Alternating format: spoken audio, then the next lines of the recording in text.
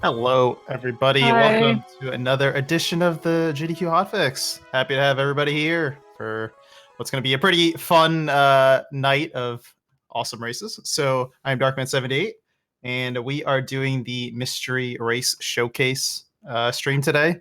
So for those who may have not watched a previous broadcast of the mystery events that we've had on our channel, the mystery community is kind of like a big community that does blind racing, which is basically you put a game in front of people that they've never seen before, not really familiar with, and you just like pick a goal and they kind of try to beat that goal as fast as possible. So it's a really fun and different way of speedrunning games.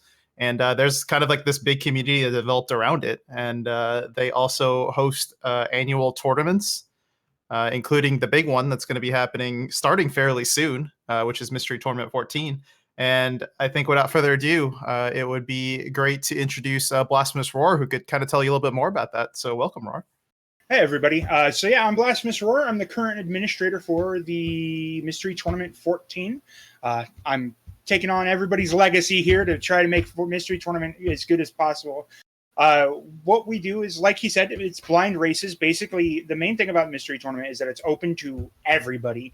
All you need to do is learn how to use speedruns live and be willing to try games. It only takes about an hour commitment every week to do so, and just you get to play fun games and have a good time. And I'm also joined today on commentary by our good friends Mythical 9 from over in Speed Gaming. You may know him a lot.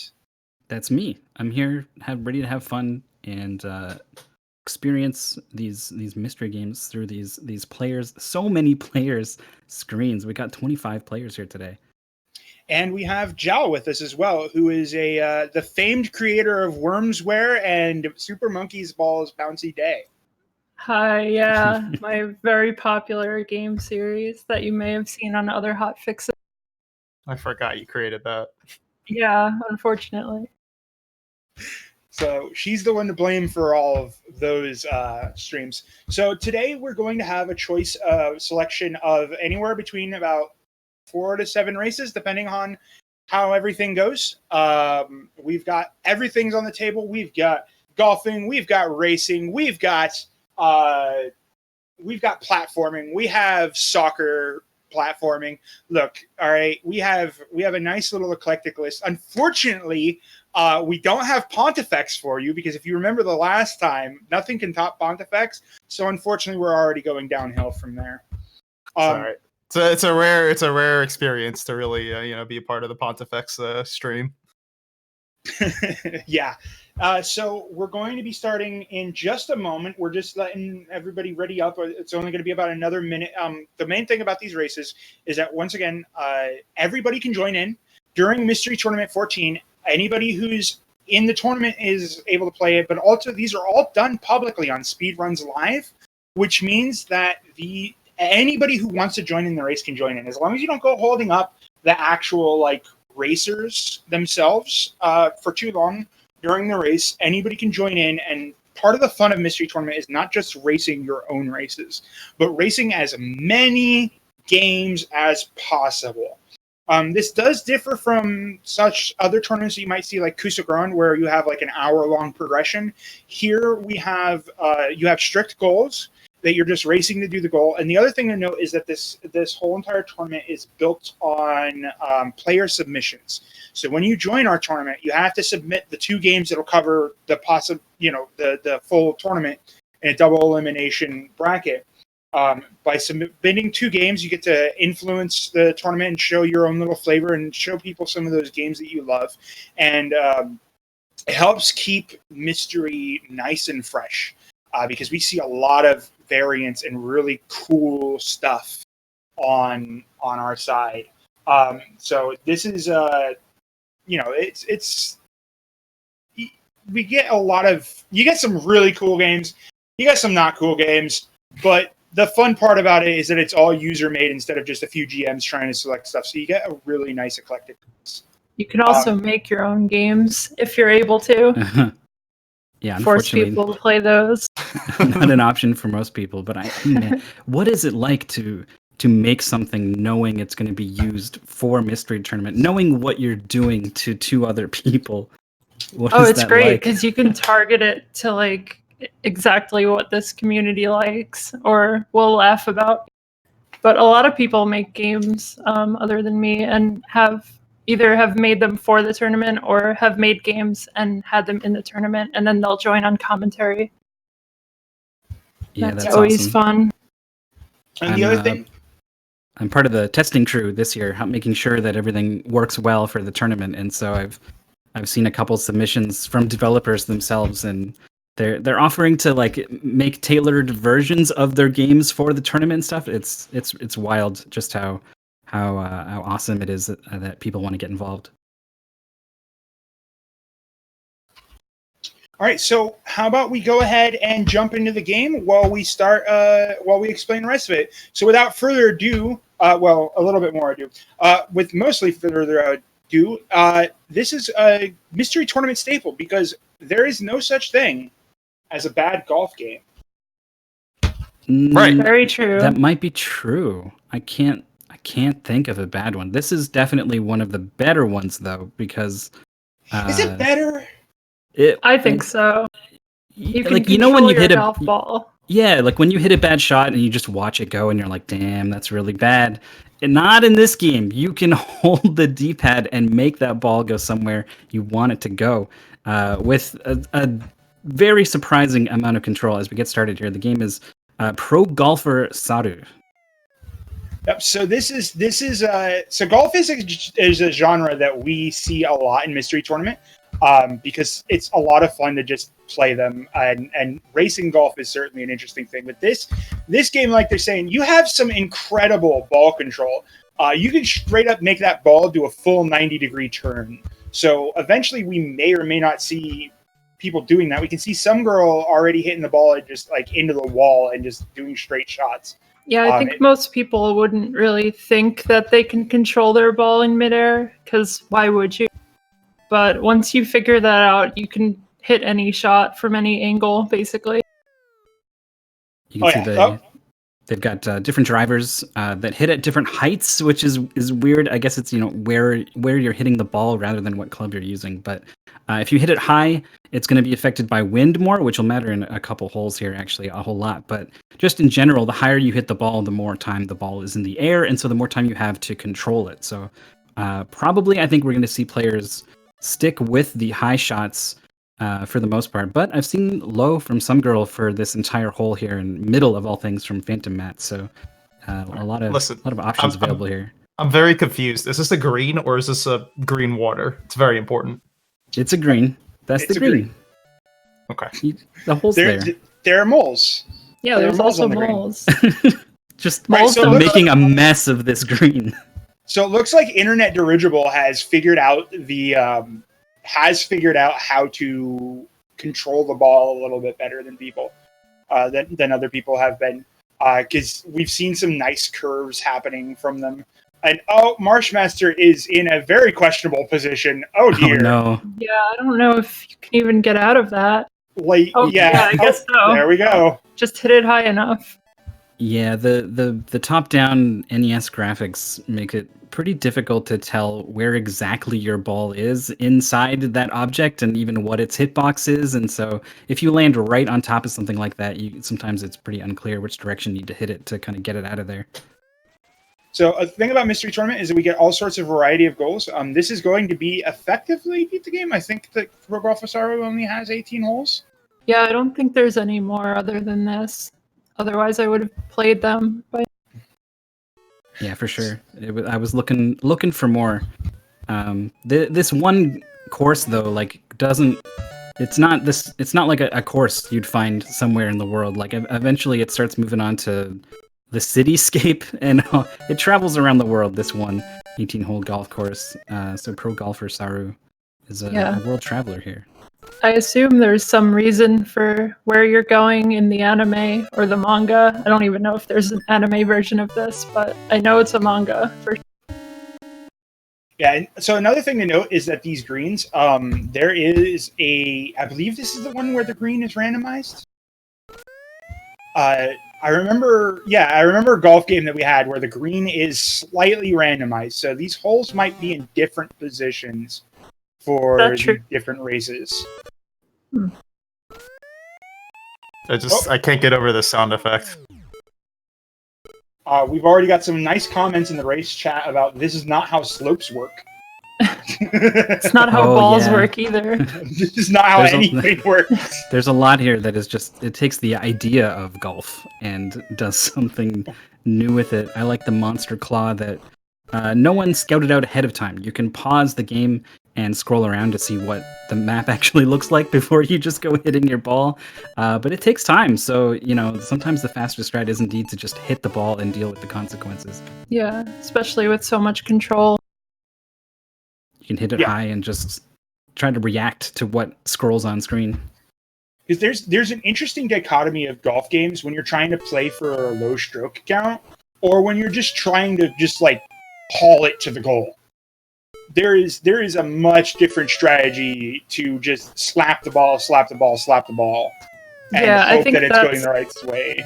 That's probably the issue a lot of people have when they blind race a golf game, because you don't need to have a low stroke count. You just need to finish the hole. So just keep hitting it as much as you can.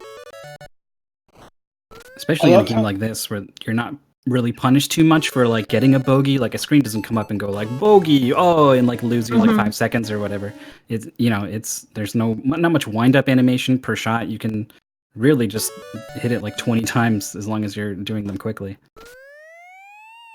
Yeah, this game is a really good example of just the silliness that is golf games in Mystery in the first place. And I know it doesn't seem all that silly. It's definitely not over the top in ways, but I mean, I'd like to point out the internet dirigible just hit the ball, rewound its location, moved it backwards, and then up a bit before landing in that hole. Like, just completely undid half of their movement during the shot. The ball control is real. Yeah, in the air. On the green, unfortunately, it's very much just a regular golf game. With just some really mean stuff. I mean, the gophers that are messing with Phantomet, that also is pretty mean. But the grain, you can see in the top left, it's showing the direction of the grain. And or the slope of the green, I'm not sure. Either way, that's the way your ball goes. And it goes that way a lot. You need to drastically account for where this arrow is pointing, because you can hit like a pretty safe putt, like half power putt, and if your aim is off and the grain is bad, you can end up like off the green. It's ridiculous.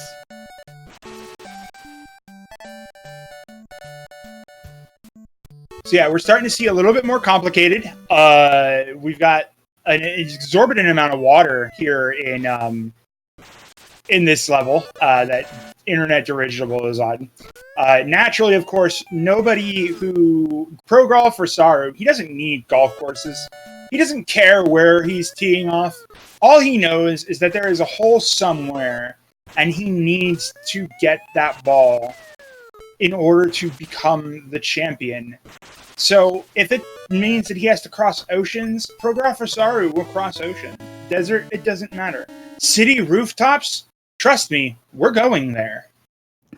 Is this straight from the source material? No, I have no idea what the source material is. I'm curious now about it. Can you hit the ball into...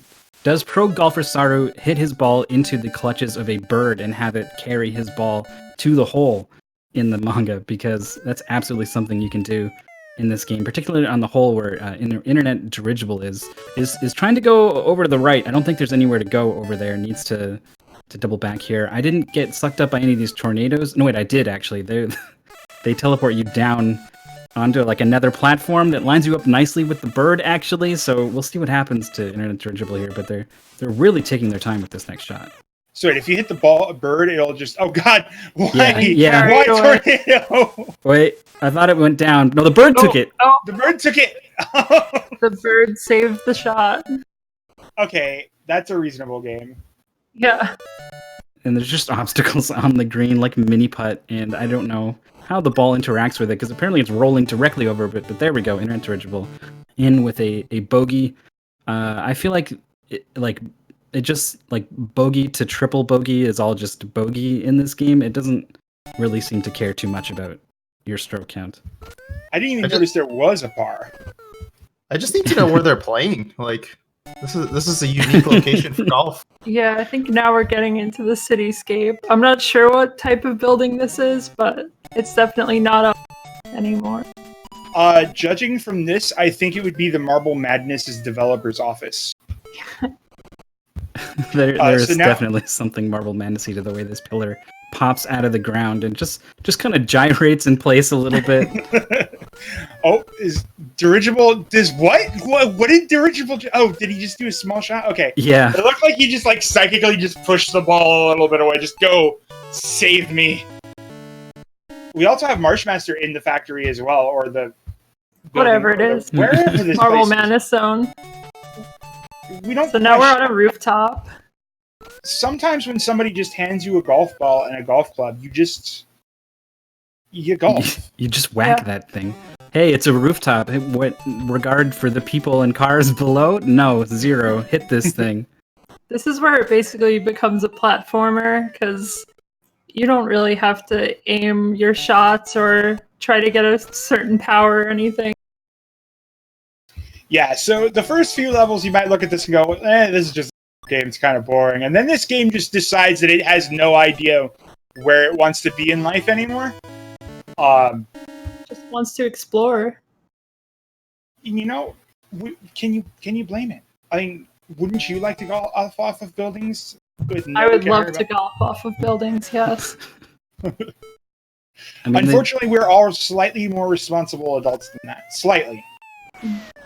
What if there was a driving range that just had fake roads and cars, and they already have the double decker thing, right? You could just get like a house rooftop setting. I think it'd sell big, honestly. I think there's a strong something about just watching this guy just whacking this ball off a rooftop just makes me want to go golfing.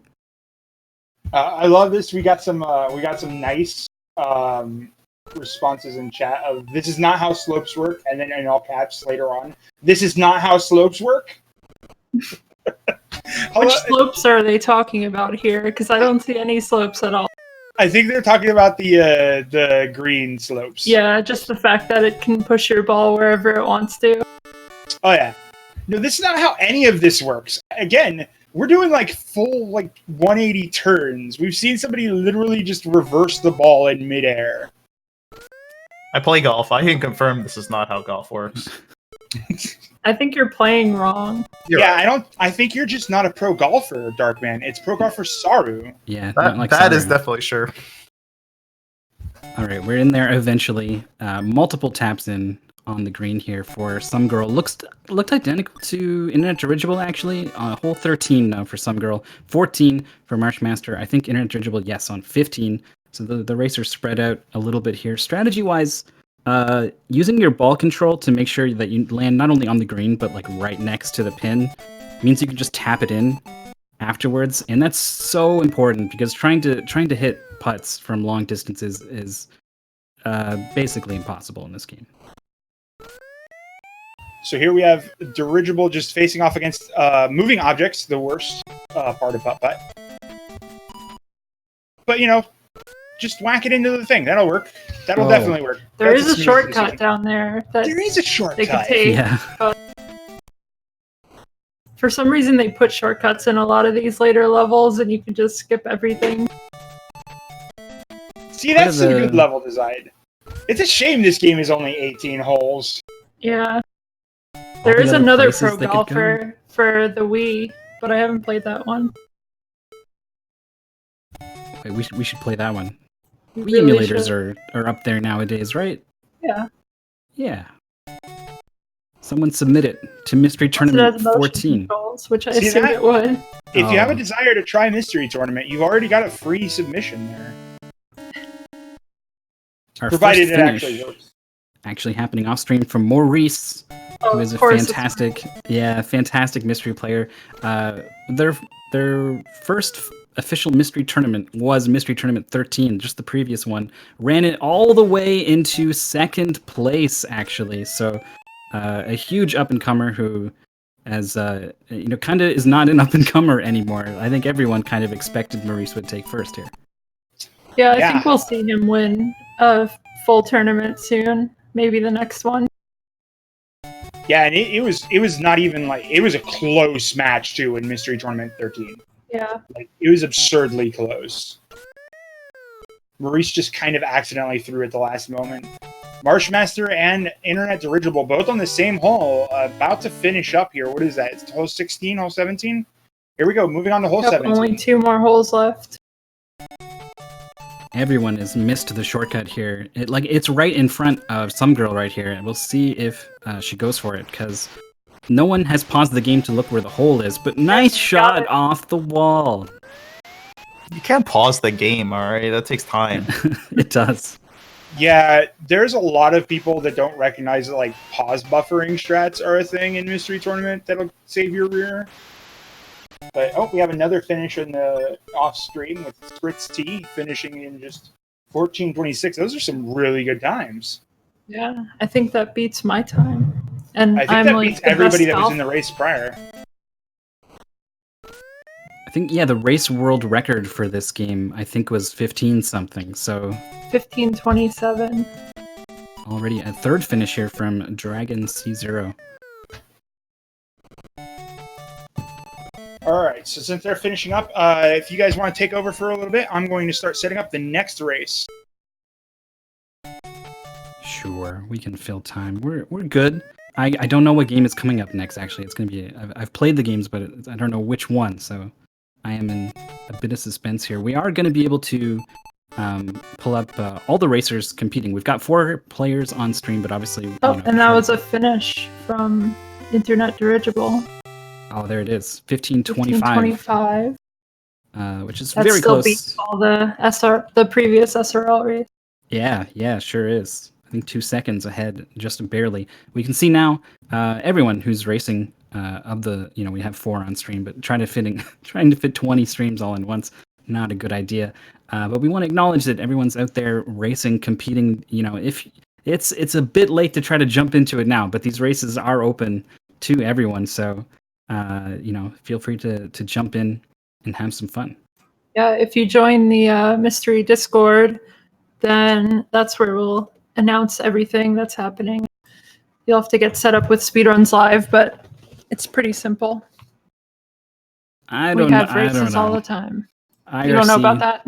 Some people don't know about IRC. Yeah, It's where we live in 2019, unfortunately. But there's a... Sure. It has a Mibit. The website has it like a flash it's contained in the website. You can just do it through your browser to get your feet wet. But yeah, links to get you started are in the chat. And if you don't know what to do with IRC, we have a lot of friendly people in Discord that will help you set up. Marshmaster finished just under 16 minutes. Got a little bit here to go. Some girl, I think that was that it for Phantom Matt and Some Girl, actually. Yep. So now everyone has completed Pro Golfers. Everyone are now pro golfers. You two in chat. Bit of a short one, but kind of a nice little start to our little showcase. We're still gonna have many other games. We did need to have a golf game because we have a lot of recurring memes in the mystery community, and golf is always up there. Yeah, so next up... go ahead. Oh yeah, so next up we're going to have I don't know what this game is. Green Island.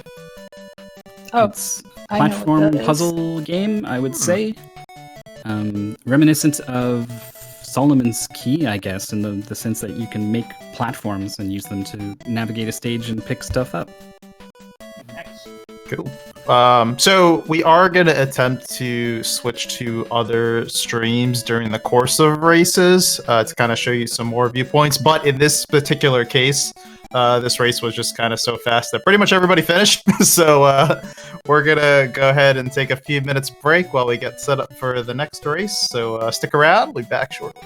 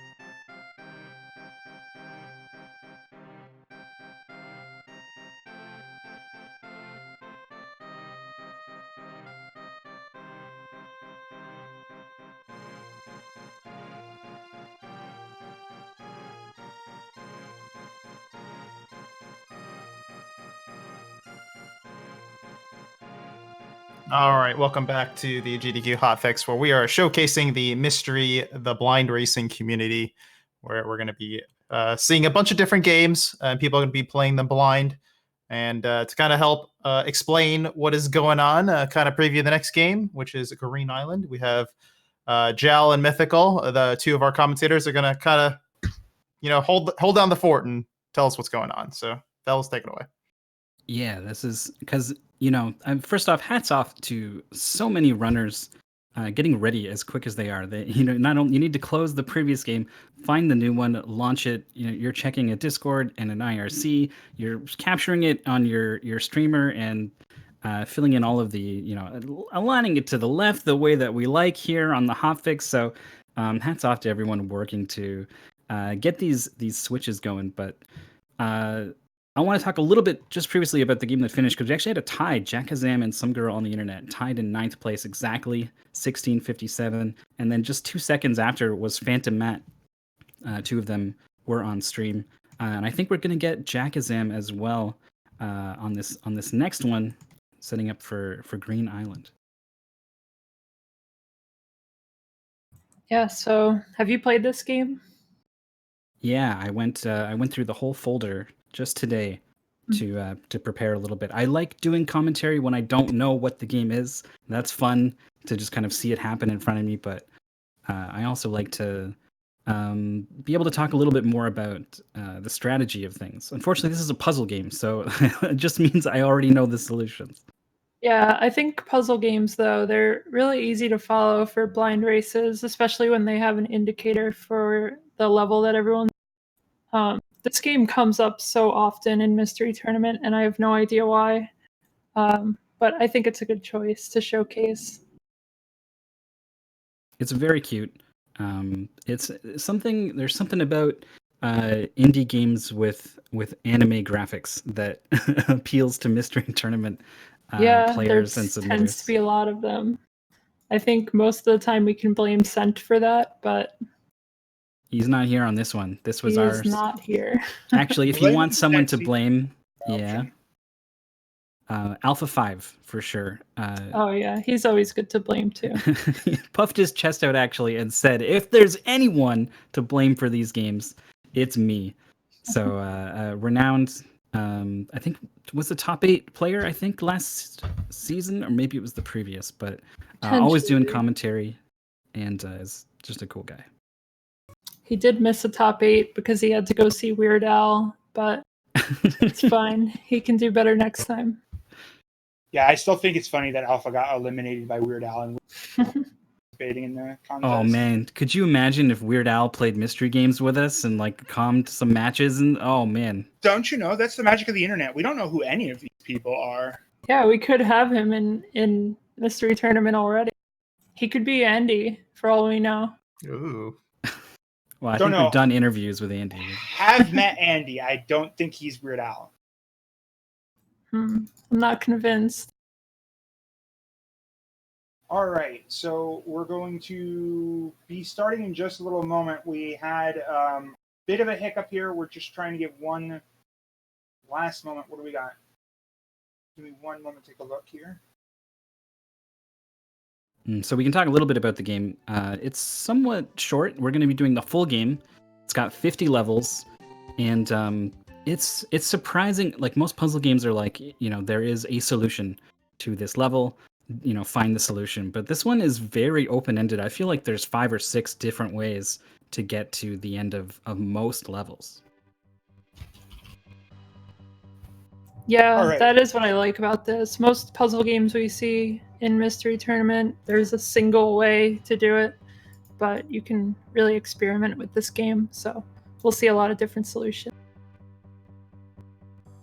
And importantly, some of them are faster than others, but some of them are more clever than others. So, like, if you find something clever very quickly, that can be a lot better than someone who's just throwing these bubbles out. As you can see, as it looks like we have Sergeant Snivy as a bit of a head start. Stream delay being a thing, don't worry. We're using SRL to keep track of each player's times. for realsies. But yeah, we got the game on screen here. You throw out bubbles, they become blocks. When they stick to something, you can jump on those blocks. You pick up all the seeds, I believe they are, and you end the level.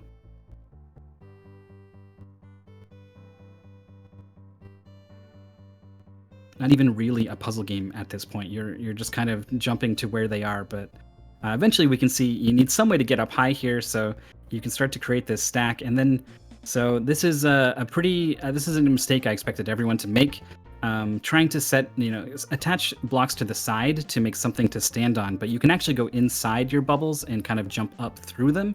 And it becomes key to moving through a lot of the levels later on. Yeah, I think that level teaches you pretty well, so they should know it by now. Yeah, so the thing about Mystery Tournament is that, so you've seen in speed events before the joys of, the joys of drop block puzzles and the like, where you have things like Tetris, where we've seen some of the Tetris Grandmasters, where we've seen some Tetris Attack show up a lot. We see a lot of those arcade puzzle games being raced in an actual speed scenario. But a lot of traditional puzzle games, you really can't do that for. It doesn't make sense to make it as a speed game, because the solutions are always going to be 100% the same. It's just who can remember all of the solutions at the same time. Which is, some people will do it. I mean, if there's one thing that I've learned being a part of these communities, is that everything will be speedrun. It doesn't matter what it is. But blind racing allows for a more unique approach to some of these puzzle games where you have to, because you're in a race, you have to think fast and enact your solutions fast while not doubling back on a lot of things. And puzzle games Mystery Tournament is uniquely suited to show off puzzles in a speed setting, because it's 100% intuition and trying to read the level and understand what you're up against before, as you're playing. You have to learn on the fly, come up with solutions on the fly. So it's not just your average platformer. That's not to say that there's not some contention in the community as to whether or not puzzle games are great and all, but because you're gonna either like puzzle games or you're gonna not like them.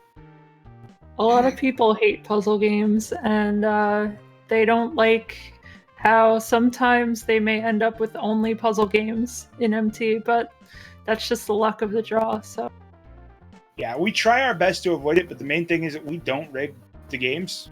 We don't rig, except for top 8. We rig top 8. All the good stuff gets saved for the top 8. Here on the Games Done Quick, usually is where you'll find those. In this race right now, we've got pretty close up top between Sir Nico and Maurice, FFAO, and Sergeant Snivy as well. We're on the same level. Yes, indeed, are going to be on the same level once again. Maurice dropped back pretty early on, was struggling with that mechanic that we were talking about, being able to kind of jump through your own bubbles. But the moment that snapped into place for Maurice, they started flying and are now just behind Sir Nico in second.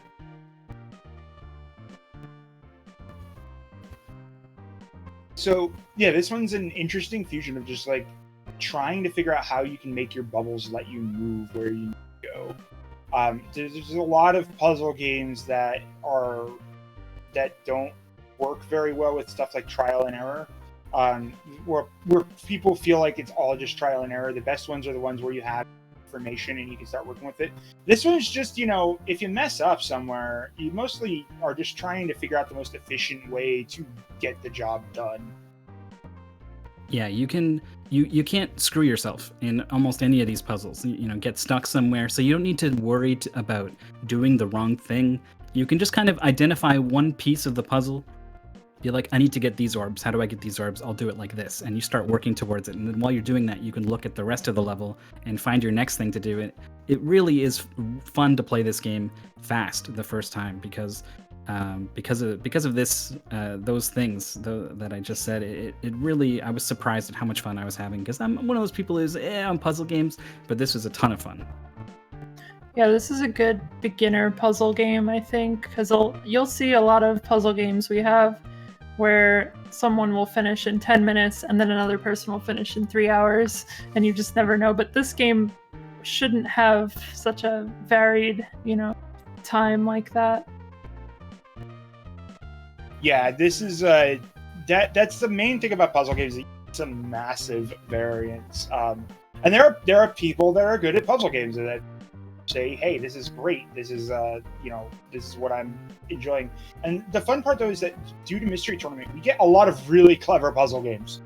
We get a lot of really clever puzzle games. Like, the more clever they are, the more likely they are to show up. And we've even had, during Top 8, we've had quite a few puzzle games before.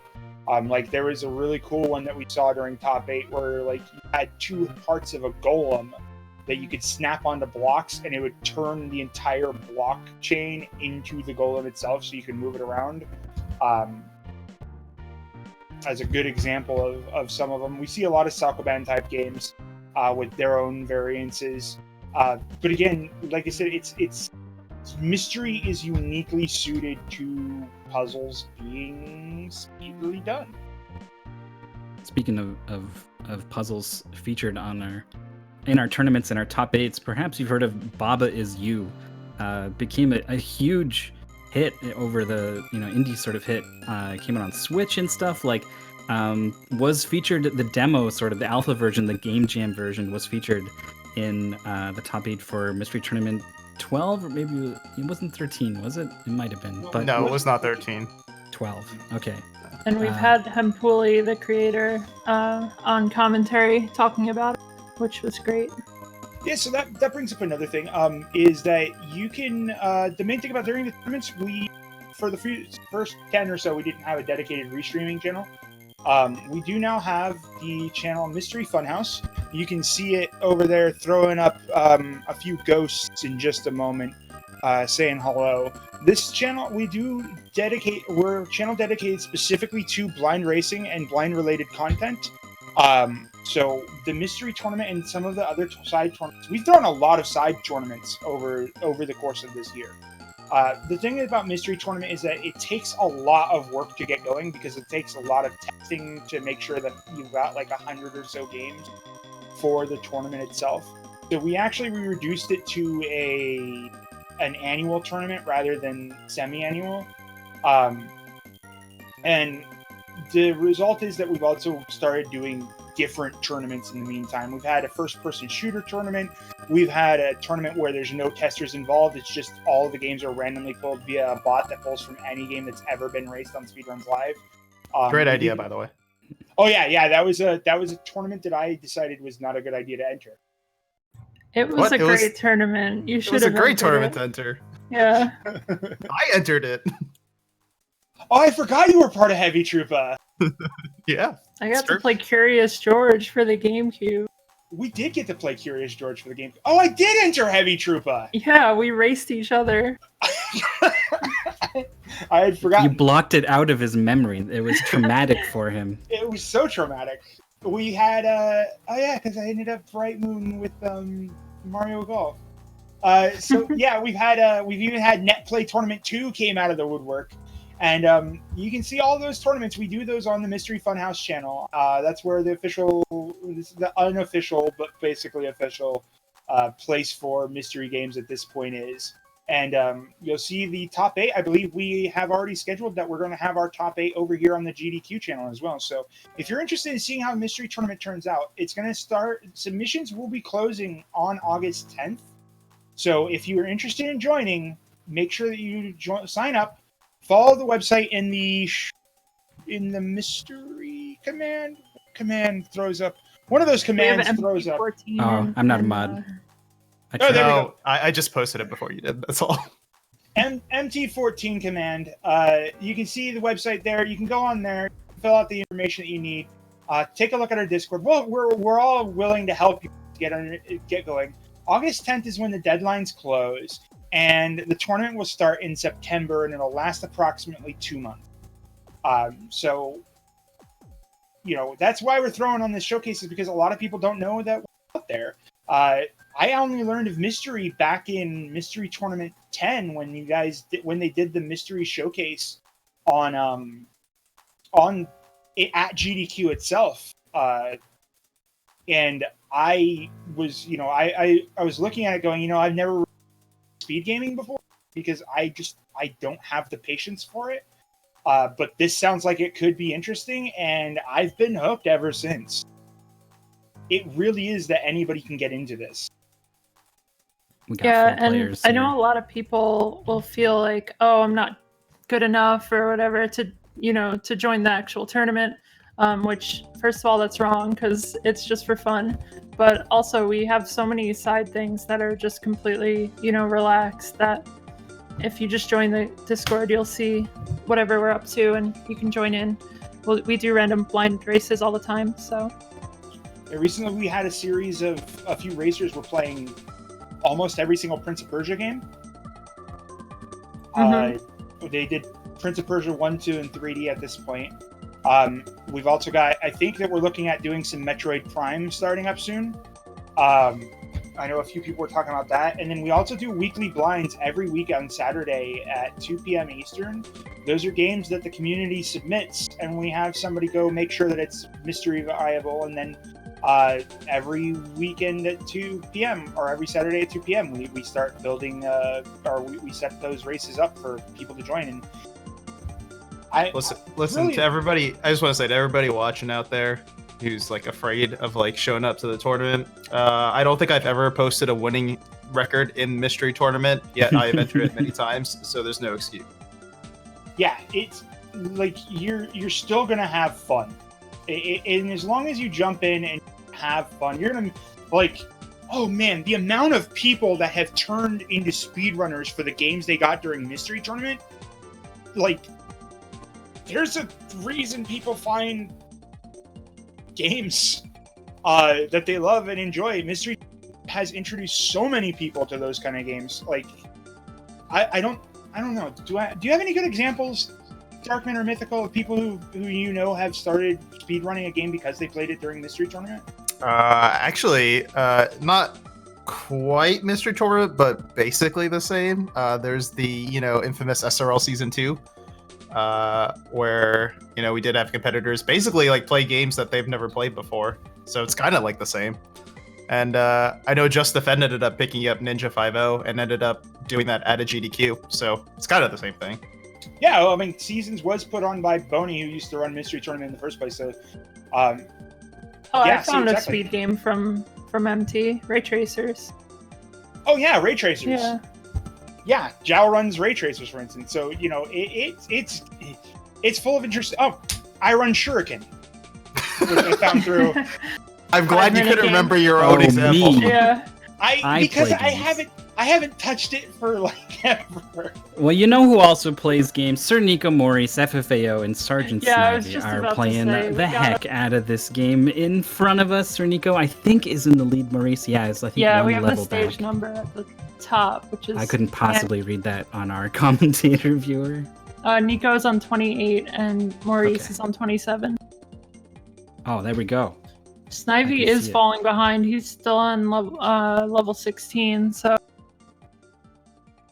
This is a weird level. You can basically, once you get up there where he is, you can face left and start shooting bubbles, and they will kind of ride these shooters down and then to the right, and will kind of make a platform that you can extend 5 at a time. You can only have 5 bubbles on screen at a time, and you can just kind of walk over to the left, and then the bubbles will start building upwards, actually inside the shooters themselves, and you can sort of climb through it that way. Is very, very close, is on the bottom half of this thing and needs to be on the top half, and has just fallen down, unfortunately. So now they are on the same level, Maurice and Nico. This is not surprising because these are 2 really good runners. But Nico is a stage ahead now. I expect them to finish within minutes or even seconds of each other. We do have a fun statement in the race chat, was that somebody accidentally started on level 50. Yeah, it does default to 50. So, if you're not paying attention to the levels, you might have done the hardest puzzle first. But hey, the game's just easy from there, right? Exactly. You do the hardest one, then you know how to do the rest, right? I actually do play puzzle games in reverse. If I'm allowed to play the hardest puzzle first, I will do it, because it makes it just like not breaking my brain at the end when I'm just exhausted. I mean, just I don't break think your that's brain at how the he's start. I never said I make sense. I think a lot of puzzle games will introduce things gradually, and if you're on the last level, you're going to be overwhelmed. Sir Nico's on this big diagonal level here. I didn't realize that you could just jump onto the staircase on the left here, and as you can see, it is a big help in making progress in this level. Sir Nico gets that immediately. Maurice is kind of doing what I did, is making stuff on the right side and trying to build out platforms from there. But it really doesn't work out too well, so this, could be the gap that nope, there it is. It's already closed. Yeah, sure enough, like you said, these two players are going to be very close, I think. Yeah, they both know exactly what they're doing. Yeah, Nico's another one of those players that, when it came to Mystery Tournament, showed up in Mystery Tournament 10 with us, I think. Yeah, it was Mystery Tournament 10 where Nico showed up and immediately got top 8. Just out of the blue. And has been a really strong contender ever since. He's actually, Nico's the primary people who put together the weekly blinds for us. So, the thing about the community is that it's all, the community does a lot of,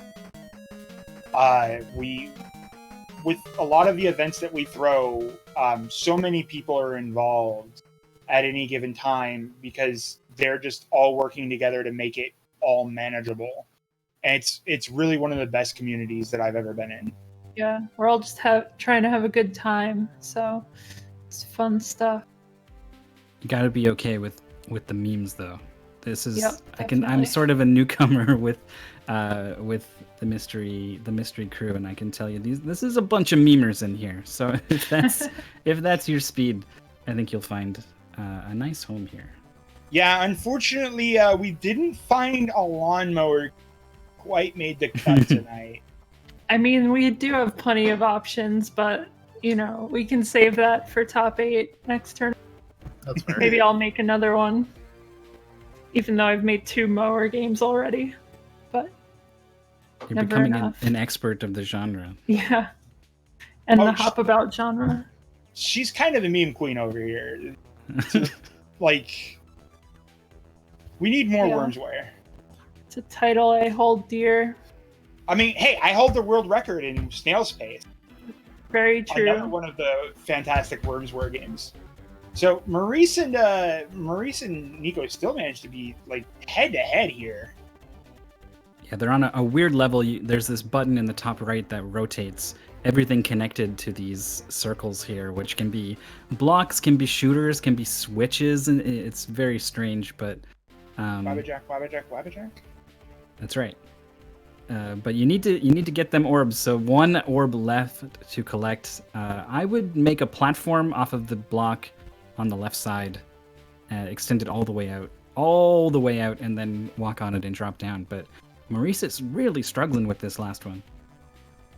It looks like FFAO had a nice little strategy for climbing up to the top. So you guys talked about Sir Nico and Maurice. Can you tell me a little bit about FFAO and Sergeant Snivy? Because I have not seen these two before. So actually, FFAO and Sergeant Snivy, I think, came from the same spot.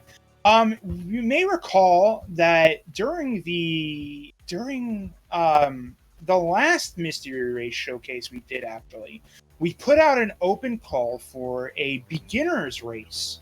That anybody who hadn't done mystery games before could come in, join us as we did a public race, taught people the ropes, and we played Ultraman Ball. And I believe both FFAO and Sergeant Snivy joined the community at that point, actually, from this exact showcase that we did before. That's pretty cool. You roped him in with the Ultraman Ball. We roped them in with Pontifex. Let's face it, the reason they joined is because Pontifex. Which one was Pontifex? The bridge building game. Oh, Swap our right, strats for the win. Yeah. We have bridge builders in Mystery Tournament, so there's a draw for all you people out there. we get all sorts of questionable games. But yeah, no, that's actually where these ones came from. FFAO has been Sergeant Snivy. We haven't seen that much from, but FFAO has been a regular in our weekly blinds. Reliably takes some pretty good placement. I think FFAO might have been part of MT13 because that was when we did the showcase race before. That sounds right. Yeah, I remember FFAO from a while ago. But yeah, we have so many people, it's hard to keep track where everyone came from. Yeah, I believe, Jal, you and I are both 10, right? I joined around the end of MT9, like into the Discord. I wasn't in the tournament. But yeah, MT10 was my first tournament. FFAO, I think, found some kind of repeatable 3-bubble maneuver they could use to ascend sort of the top part of this level. I saw them up there doing it a couple times. Fell down, got most of the bubbles in the middle, so needs to grab these 2 at the bottom, which they can do with just 1 jump here, but they're hesitating. They don't really want to just jump out there and do it. I don't think they know they can jump on the stairs in the bottom left there. Sergeant Snivy is pretty far back, 7 levels back from FFAO, but at the top, extremely close, same level for Sir Nico and Maurice. Do we know how many stages there are here? 50. I believe there are 50. Okay. We'll definitely see a close finish then. Yeah, and like we said, since we do have since we're going to see a pretty clear from Maurice and Sir Nico, we do have other people in the race that we will be swapping over to, and we'll just pick those at random basically and see where they're at. We like to while doing mystery races and stuff, we like to try to choose kind of randomly who we're throwing up on stream, because we see all sorts of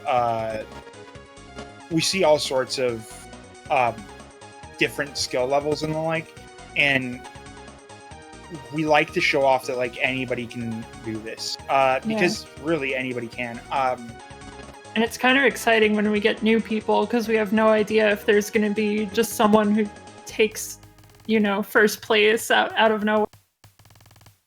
Yeah, there have been a lot of people that so one thing that we do is that we some of us do have like a bit of a fantasy draft during Mystery Tournament. And it's kind of interesting seeing how a lot of new players just completely shift the meta of the tournament, like what is actually the right call, and just come out of nowhere and just ruin drafts. Yeah, that's how serious we are. We have drafts. You should join the tournament and aspire to be the bracket buster who shakes things up. Certainly, it's happened before.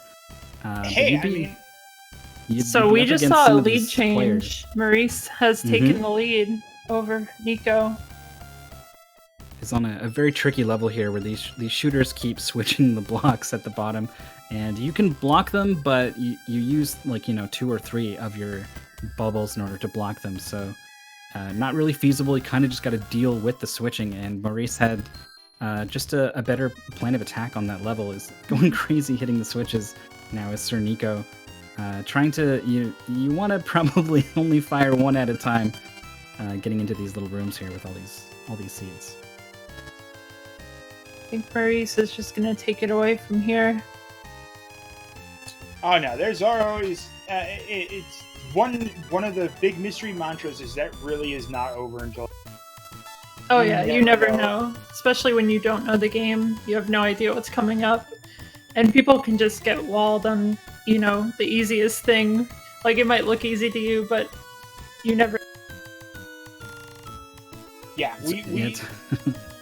it's my special move to get completely walled on something. Yeah, I'm talking here. 30 minutes on one puzzle. I can get walled on everything. I can get walled on a tutorial. It's fine. And legitimately, if you're really thinking that, you don't know if you're a good enough player. I mean, my first mystery tournament, I got up against Used Pizza, who is a well-known, really good racer, multiple-time winner of mystery tournament, and I managed to bop him because I got a Hot Shots Golf and just golf faster. So you never know what you're gonna get. You never know against. You never know who you're going to be able to take down. And let me tell you, it feels real good to just when you start playing and you get into it. And we've seen like a lot of people that don't show up with the greatest of records. Often they'll stick around because they just have fun. So we did see another lead swap. Nico is once again in the lead.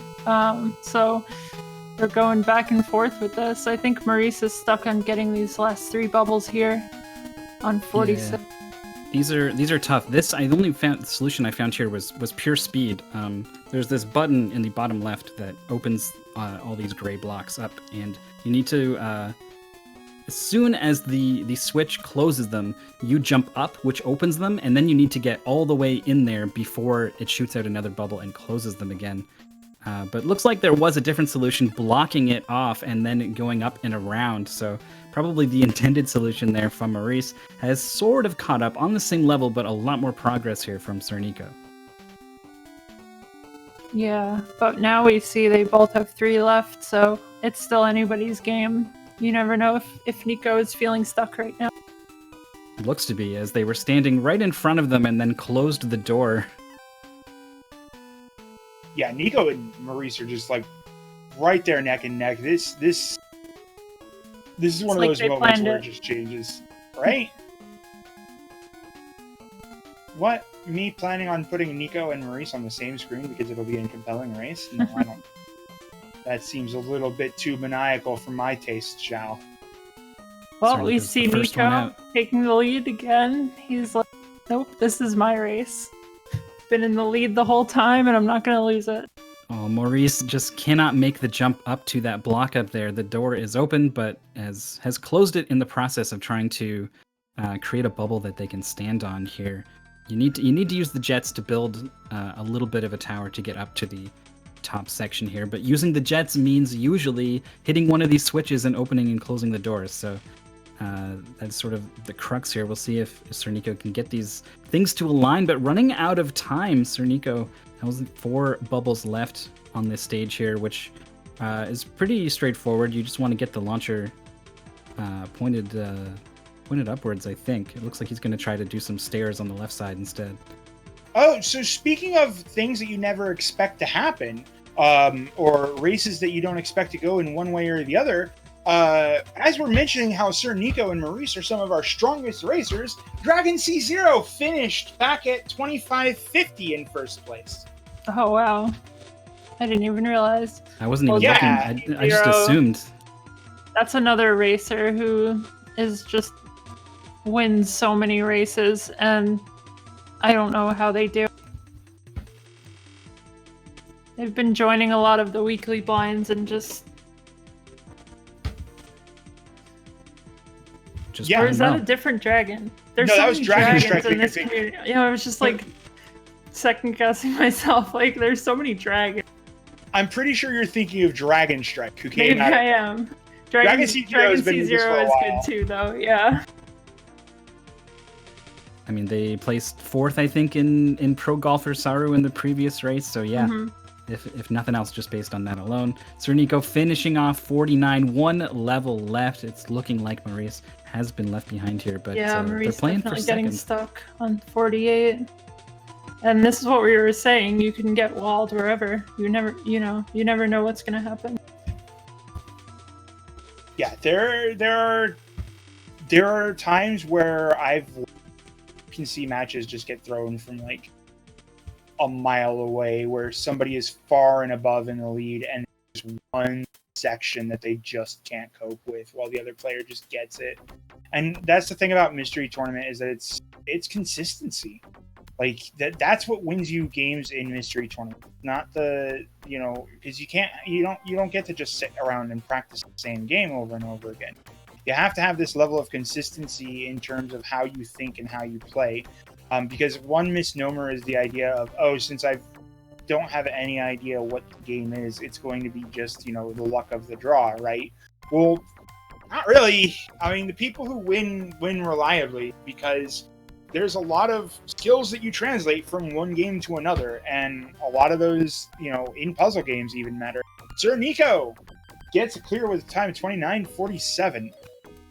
Yep, second place Congrats. overall in the race. Great job. The sub 30 too. That's a little badge you can wear. Speedrunners love to go for sub, nice increments of minutes. So I'm going to go ahead and I'll be back in a little bit. I'm going to go starting to set up our next race. And we'll use some of these, some of the screen space to get up, so you guys can see who else is finishing. First place was Dragon C0, kind of bopping everyone pretty good here actually. 25:50, almost exactly 4 minutes ahead of second place. An incredibly strong really showing. Quick. Definitely faster than me. I didn't record my times because I knew all I'm going to be thinking about is comparing myself to everyone else, and then no one cares. No one cares about the commentators. So I did myself a service and didn't time myself, but it definitely wasn't 25 minutes. I'll tell you that. Yeah, I care about the commentators. I was just about to say my time, but now since no one cares about the commentators. Okay, well I'm a viewer, and now I will, as a viewer. What was your time? So. Mine was 31:50 blind, but the world record on SRL was 26:43, so that was actually beaten by Dragon C0 just now. Dang. And Nico would have come in 4th on the leaderboard. That's great stuff. We can see that 31:50 is ticking over, so you would have been about 4th place, unless someone sneaks in here in the next couple of seconds. Yeah. Yeah, there's my time. A very good time. That's where I fit. So apparently I beat Maurice, which is really surprising. Yeah, he's still struggling here. Our commentator viewer has shrunk, so I can't remember if this is the last level. I think it has reached the top of the level there. And no, there was one more. Yes, I remember now. This is level 50 in the bottom left. FFAO is in the 40s somewhere. I'm gonna guess 42. You guys can look at the level numbers for yourself in the top left if it's visible for you guys, and then in the bottom right. That's 43 right now. Okay, I was close. Sergeant Snivy, dealing with a lot of these rotating blocks that show up in the 30s that are usually moving on some kind of cycle because something is shooting and into a switch that rotates them, and it requires sometimes a bit of patience, but at the same time also, if you just go really fast, sometimes you can just clean up the puzzle extremely quickly rather than sitting and waiting and trying to figure out this complex rotation. Just screw it, just go. Yeah, so now we have another finish from Maurice, which is still a pretty good time, 32:38. That would have landed him in 4th place in an old race that we had. So yeah, still good. RaceBot's Jack reporting finishing. Right, a tie actually, but it's 32:38 for Maurice, 32:39 for Jackazam, but then RaceBot also says they both got 5th. So it's a little never seen that before confused actually. there. Shrambles in 7th, 33:31, a lot of finishes coming in here. Which is what I would kind of expect from a game like this. The levels, yeah. You're not going to get super walled in a puzzle game like this, I think. Yeah, when you can just keep moving in a puzzle game, it's pretty easy to find the solution. Even if you don't know what you're doing, you could just keep trying anything, and something should work. And there's a lot of things that work here. We did put Tea Party Cthulhu up on the top right of your stream, but it seems like most of our competitors are getting towards the end. If they're not at like the final stages, they're pretty much getting up there. So probably the last swap we have for today, or for this game rather. Still lots more games to play, so we'll show off some more racers as we go on. We got at least, or at most, 4 hours actually. We're going to be going here. We started at 7, so. A little bit less than 3 left, I think, is what we're going to be playing mystery games here for on Games Done Quick. In promotion for Mystery Tournament 14, command in the chat to give you some links. 14. That's a lot of mystery tournaments. That is a lot of mystery tournaments. And we're still going strong. We did drop to a annual thing just because they're a lot of work. But like 14 is crazy, and we still get reliably a decent amount of competitors. Well, I believe that speedruns or that mystery tournament, I believe, is actually one of the oldest speed gaming tournaments out there, and ended up inspiring a lot of it. Can you tell us a little bit? You actually know a bit more of this history than I do, Mythical, I believe. Yeah, for the I did a panel as part of Speed Gaming where we were talking about kind of the rise of tournaments in the speedrunning scene, because overall it is a fairly new thing. And so Fiesel and I were trying to look back and do some research, and like there was a Super Mario World it was maybe like All Castles tournament or something that was kind of like the first, I think. But if not first, absolutely second was Mystery Tournament about 4 years ago, I think it now. So tournaments now are there's tournaments for a lot of different things happening in a lot of different categories as well, but there's a lot of history to Mystery Tournament. Actually, there's veteran players who don't play anymore. Like, there's enough people and events in the history of Mystery Tournament that you could probably put together a somewhat meaningful Hall of Fame at this point. I mean, we do have a spreadsheet that's like got tons of stats on it showing who the best players are, so we've got that history. God tier Andy 4H, Andy up at the top. No one has managed to unseat him. But yeah, there's names from players from 4 years ago who some still play today. I wonder if we could possibly get that link somewhere. I don't know if anyone would be interested in the raw stats or something. I certainly was. It was very cool. Yeah, it's pretty interesting to look at when you start to get to know some of the people, and if your own name is in there. But we usually just use it for the fantasy drafts that we have. I think the fact that there is a fantasy draft speaks a lot to how many people care about this thing compared to basically any other tournament, really. Things may be starting to change. There's some Mario tournaments and some Zelda tournaments that are getting pretty big, but I think none of them got nothing on Mystery Tournament. Well, I don't know. Ultimate Decathlon is a mostly French-based speedrunning tournament that has some pretty cool stats and stuff as well that I want to shout out just a little bit there. I'd like to give a response to a comment in chat. We've got Drugger the Greeter says, I'd apply, but I don't know how to speedrun any game at all.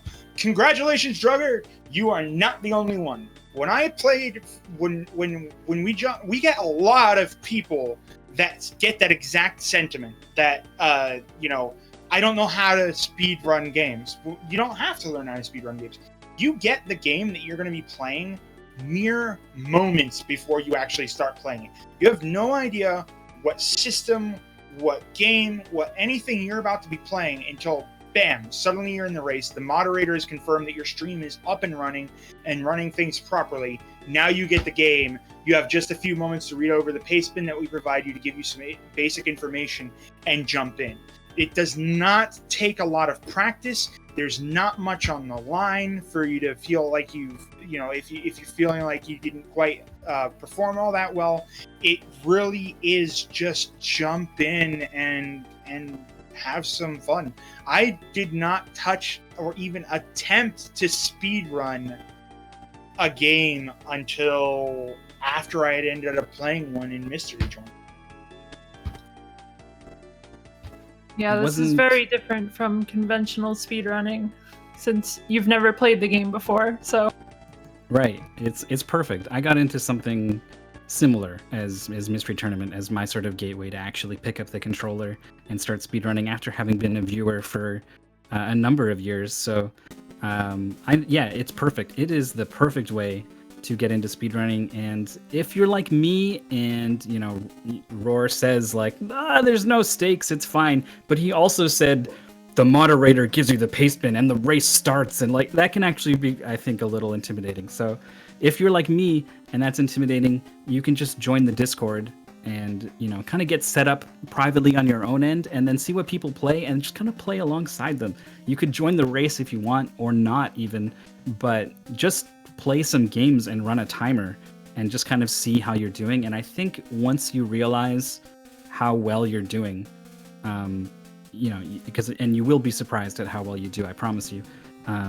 That can be the thing that gets you to be like, all right, I'm gonna do it for real now. You could also, I remember when I first joined this tournament, I was all nervous about getting into an actual race. So we have a list of all the past tournaments, games, and most of the links to the SRL race. So you can actually just test yourself against times that people had gotten in the past, which is zero pressure. So it's a good way to see how you might do. I'm doing that a little bit. I'm a tester now for Mystery Tournament 14, so I'm recording my times as I test. And now, as the tournament goes on, I'm going to look at how everyone does, and I get to sort of compete in almost not every race, but a lot of races in this tournament. And I'm excited. There are some I know where I will be very bad compared to everyone else, but there's a couple where I think I did really good. So I'm excited to participate, at least in this way, in my sort of back room, quietly, less pressure sort of way. Oh yeah. It's really easy to think that you're not doing so hot as a tester. I look at some of these estimates and I go, I'm no. That's all I can say about being a tester. It's just sometimes it's just no. But it turns out you're doing pretty good. Actually, like, you never know until you try it. Oh, an unconventional stat for our. Oh no, I think that's what you were supposed to do for Snivy. I think I saw somebody else do a different approach than Snivy did there, but I wasn't so sure. Yeah, some of these levels are, there's a thing they want you to do, and there's things that like you could do, and some of them I honestly think like the game does not care how you solve it. Like it really is so open-ended, with the nature of the mechanics, just sticking a thing to another thing and building a staircase. It's a recipe for the sort of exploitation that speedrunners are really good at. Oh yeah. This game is one of the more open-ended, no specific solutions puzzle games, which are some of the best ones out there. Like there's a place for simple solutions, and there's a place for like this kind of game where it just gives you the freedom of movement. So we are seeing a lot more people wrap up here. We've seen, how are we looking? 16 finishes so far. 16, not bad. We did have a tie earlier back. In 10th place, Nico Jazz and Spritz T. Did they tie in Pro Golfer Sorrow? Actually, I think Nico Jazz tied someone else in Golfer. Nico Jazz just tied up today. Oh, it was Jackazam and Some Girl tied for 9th. So lots of close finishes. I guess that happens when you got so many people all racing together. Yeah, you don't see that too often in the regular races, but with all these people, it's bound to happen. Yeah, this is actually a really good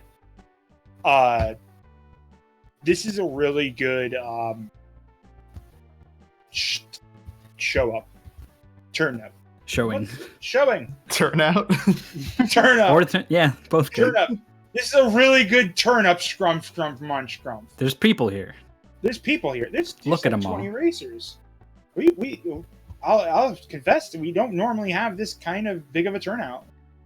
FFAO has got a tower here that they need to get up to those seeds, or just waiting for this thing to rotate out of the way so they can grab them like they have.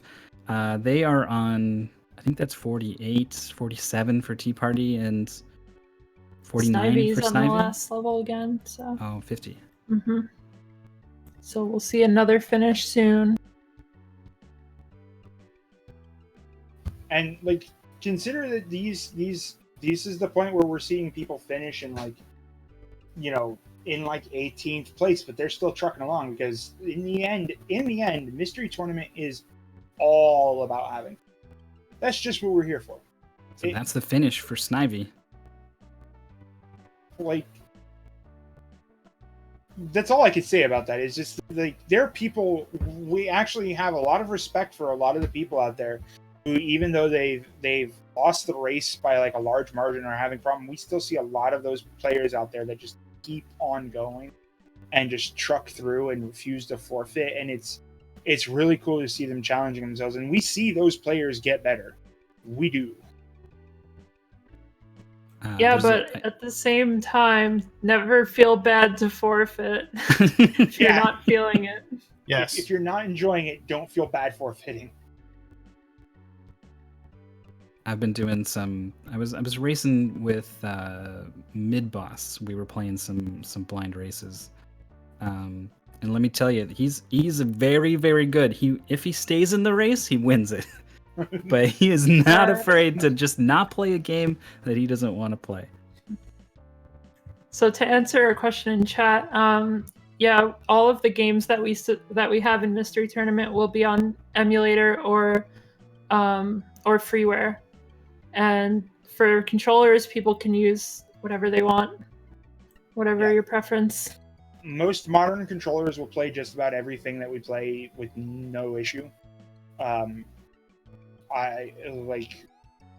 We've got people who use SNES controllers. That's a little bit pushing it because they don't have as many buttons. But that's me. Like, I'm in Camp SNES. It's the best controller ever. Don't at me. And it works most of the time. But there's been a couple games in testing I've had to bust out a 360 controller.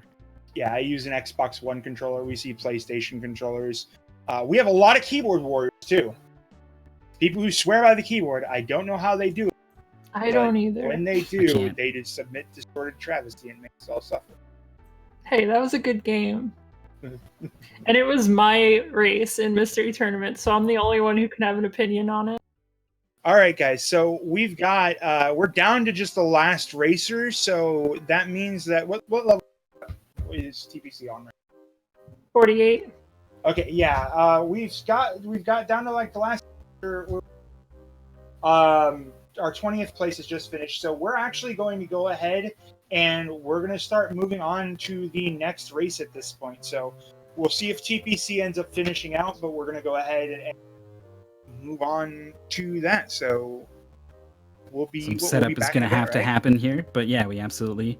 So it's a break time then? Break screen? Timer, countdown? We're doing that whole thing? Before we do this, real quickly, I want to mention that if you do like these broadcasts, you're enjoying yourself. We do a lot of broadcasts like these, and these broadcasts happen in part thanks to your support.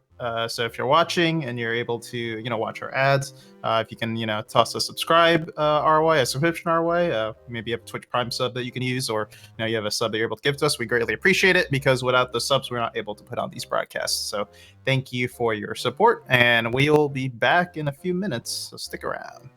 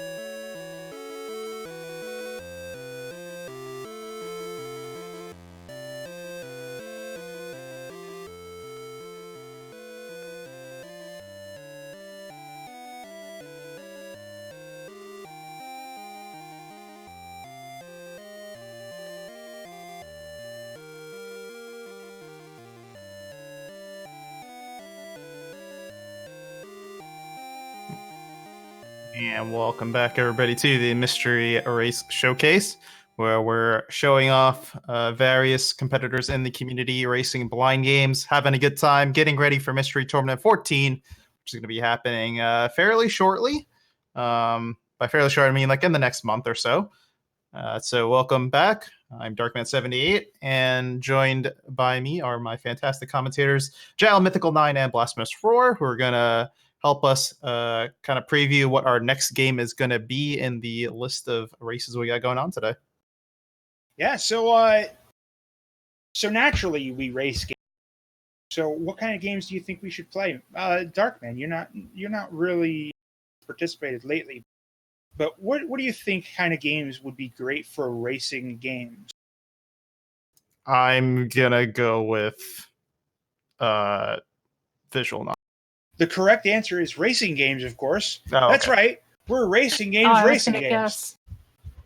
There's something about racing games that speedrunners kind of they shy away. They're like, it's not a speedrun. For something, a part of speedrunning is kind of doing something you're not supposed to. The platformer, you're not in a platformer. You're not supposed to do perfect precision jumps over all of these things. Not really. And so there's the feeling of kind of getting one over on the game. Whereas in a racing game, you're just kind of supposed to go fast and cut corners and do all those things. So something But on about the it other hand, is- here, this game is literally for speedrunning. Yeah, That's is. all you do in this game. So this is basically a Mario Kart-esque game, which unfortunately with Mario Kart we don't really do open like Grand Prix and stuff where we get things where like where you have random items. Blue shell, lightning bolt. So we like to fix that with some time trial. So we're probably going to have a pretty close race on. It's going to be really close. All of these time trials going to come up real. Yeah, and most racing games, if you're just doing time trials, you might think that they'd be really close. But this game has some mechanics that a lot of racing games don't have. So This game you'll has see that mechanics that no game has. exactly. None whatsoever. This is also as it's a racing game, but it's also in a genre that I call weird Japanese. And you'll see just how crazy this game is. There's poles, there's pads, the courses are insane. Just hold on to something. You're gonna need to. Once the race gets started anyway, the setup for PlayStation games can be a problem sometimes. So I'm not sure how long we're going to be here for on this screen, but you can see that the main character is is Jam, which I think is a great name for your main character. Is the default character everyone's going to be using just to keep things nice and even and consistent. Yeah, we're just trying to fix a little issue here, so trying to give it a couple of minutes before we go ahead and get this race started. So appreciate your patience. I don't know if we said the name of the game on stream here. It's on the layout. I know it's kind of hard to see sometimes in the middle in the red bar there. Gekiso Toma Runner is the name of the game. I think there are multiple Toma Runner games. Yeah, so I believe that there are. I know that when we mentioned that we were going to be playing Toma Runner, one of our players immediately questioned which one exactly were we playing. Right. I had never heard of this before. Yeah, so basically, like you said, this is basically we do speed running over here.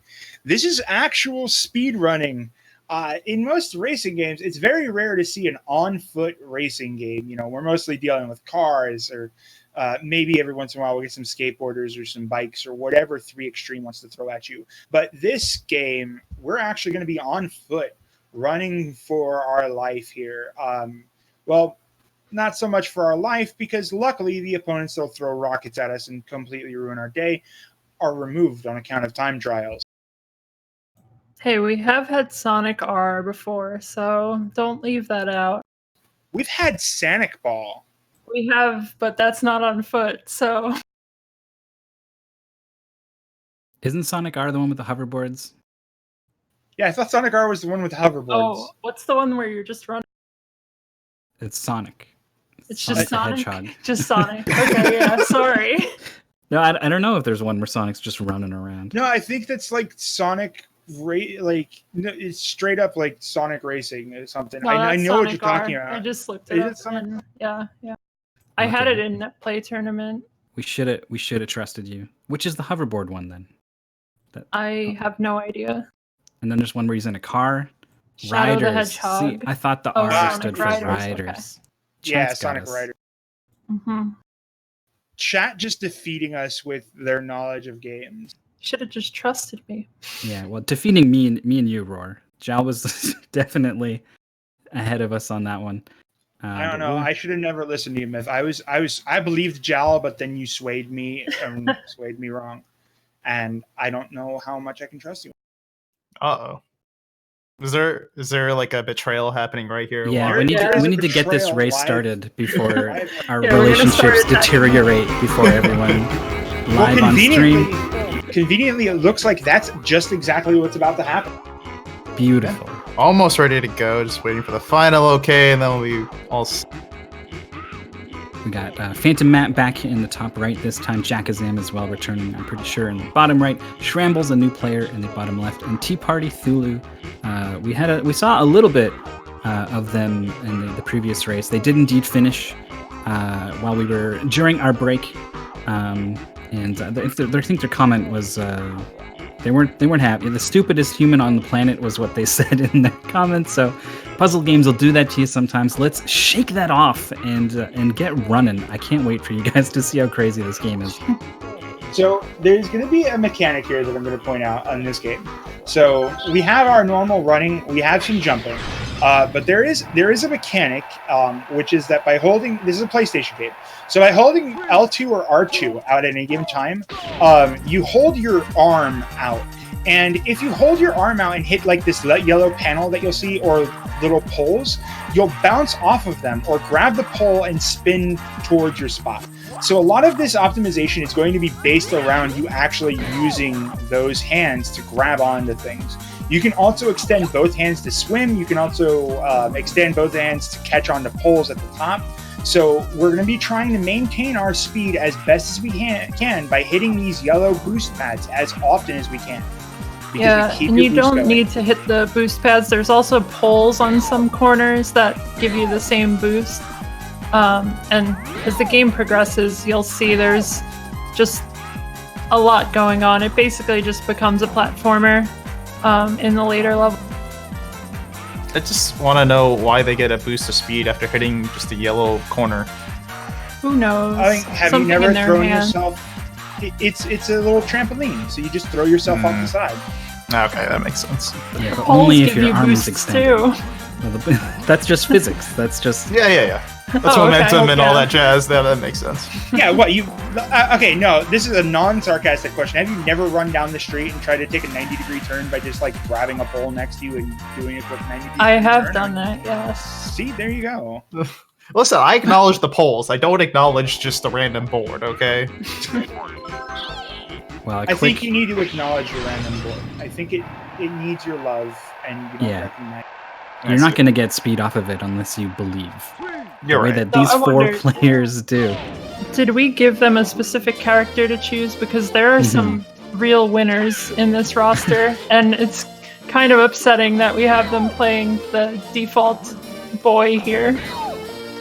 Yeah, unfortunately, we did end up having them play default for fairness reasons, but this was originally so this is actually a pretty good example of this is a rarity. Normally when we do a showcase like this, we don't pull anything that might be, recent as best as we can, but this one we were given special clearance to use for this event because look at this game. Just look at this game. It's pretty good. It's amazing. But they're not playing as the chick in the mech suit, so Nor Yeah, the, that's the true. Kappa. yeah, the Kappa. So here we have some interesting movement sections that we have on Shrambles that we're seeing, especially is that we're seeing these diagonal bounce pads. You have to left and right in order to get up. We also have the poles that they're falling down trying to grab and hit, and that'll allow them to fling themselves into a better spot instead of face planting repeatedly. But nobody seems to have gotten the grasp of that face plant. Yeah, usually when you have an option between these bounce pads and anything else, the bounce pad is your best pad, especially when you're climbing these ratings. It's much quicker if you bounce across them. Can we acknowledge that this game was the influence behind parkour? Oh yeah, definitely. Of course. Okay, I think that lines up. I can't think of anything else. Mid-90s release. Yeah, I mean, definitely, I can believe that the French were playing Geki Sotomo Runner. I don't think running and jumping existed until this game came out. Yeah, it was a novel concept at the time. Mm-hmm. Yeah, the Olympics changed the day this game came out, for sure. We're seeing a big jump and grabbing with both hands on the pole, not quite able to land, was Shrambles. Everyone's still struggling a little bit with anything that isn't just like a bounce pad, basically. Like even just the poles have like smaller hitboxes, and they give you a longer boost, so they're a little more unwieldy to work with, I think. So everyone seems to be favoring the pads, which is what I did. But eventually, you want to go as fast as possible, and you get more comfortable with the controls. So I think we'll probably see the players drift away from pads and switching to the poles and all kinds of other. There's plenty more ways to go fast waiting in the later levels. Yeah, definitely. And we see Jackazam and Shrambles are almost synced, moving on to the third level. There won't be a huge variance in times, but maybe towards the later levels, we'll see someone pull ahead. Yeah, this is definitely one of those games where, especially since we only have 3 laps to work with anything, reacting and oh, nice! Shrambles getting a volt. I literally could never pull that off the entire time. But yeah, we're gonna see a lot of like immediate reactions that have to be done in this in order to go fast. And this is one of those games that are just showing off that kind of like what you have. I didn't know you could go up the pink pole like that. Dang, that's so much faster than climbing. Yeah, there's a lot you can actually do here. I knew that there was stuff I was missing as I was testing this. This is we have I think I had like 25-ish minutes on this one, so we'll see how everyone does. But it's probably going to be close. But the difference between like 25 and 27 minutes is probably going to be like actually a big amount of skill, right? Like in order to, you can invest so much skill into this game to save half seconds here and there all over the place. Yeah, this is exactly the kind of game, like especially for a racing game, that really makes for a good blind race. Even if they are going to come close in times, there's going to be an obvious difference between them, and that's what we're looking for. Like right now, Jack is just optimizing. She is on. Jack has really gotten the hang of this quickly, climbing up these bounce pads instead of using the grates and swinging on the rail. Jumping off those railings at the right time is kind of difficult too. Definitely, you can like spin multiple times on them, and so depending on when you let go, you will get different amounts of speed. And falling down it really sucks. Holding out the arm there was Jackazam not quite able to touch the bounce pad with it, and then once you're on the wall, you can't go back down or anything. You can if you have meter. You can see the blue meter for the other 2 players. Jackazam currently at yellow, unable to use it. You get a boost with it, and that is probably best used if you get stuck climbing a wall. You climb so fast when you use your boost there that I don't know if anyone's even figured it out yet. That is probably the optimal way to use it. And like we could see earlier with Shrambles, what you were talking about by the possibility of just being stuck flipping around a pole for a while. We saw Shrambles earlier messed up and was flipping off the pole, going straight up and recatching the pole repeatedly. Yeah, you can do that if you don't time your jumps correctly. You get a lot of style points for sure. can see Jackazam taking a shortcut through someone's house, just swinging right in and breaking their window. Oh, if we think them going through somebody's house is a bit of a questionable decision.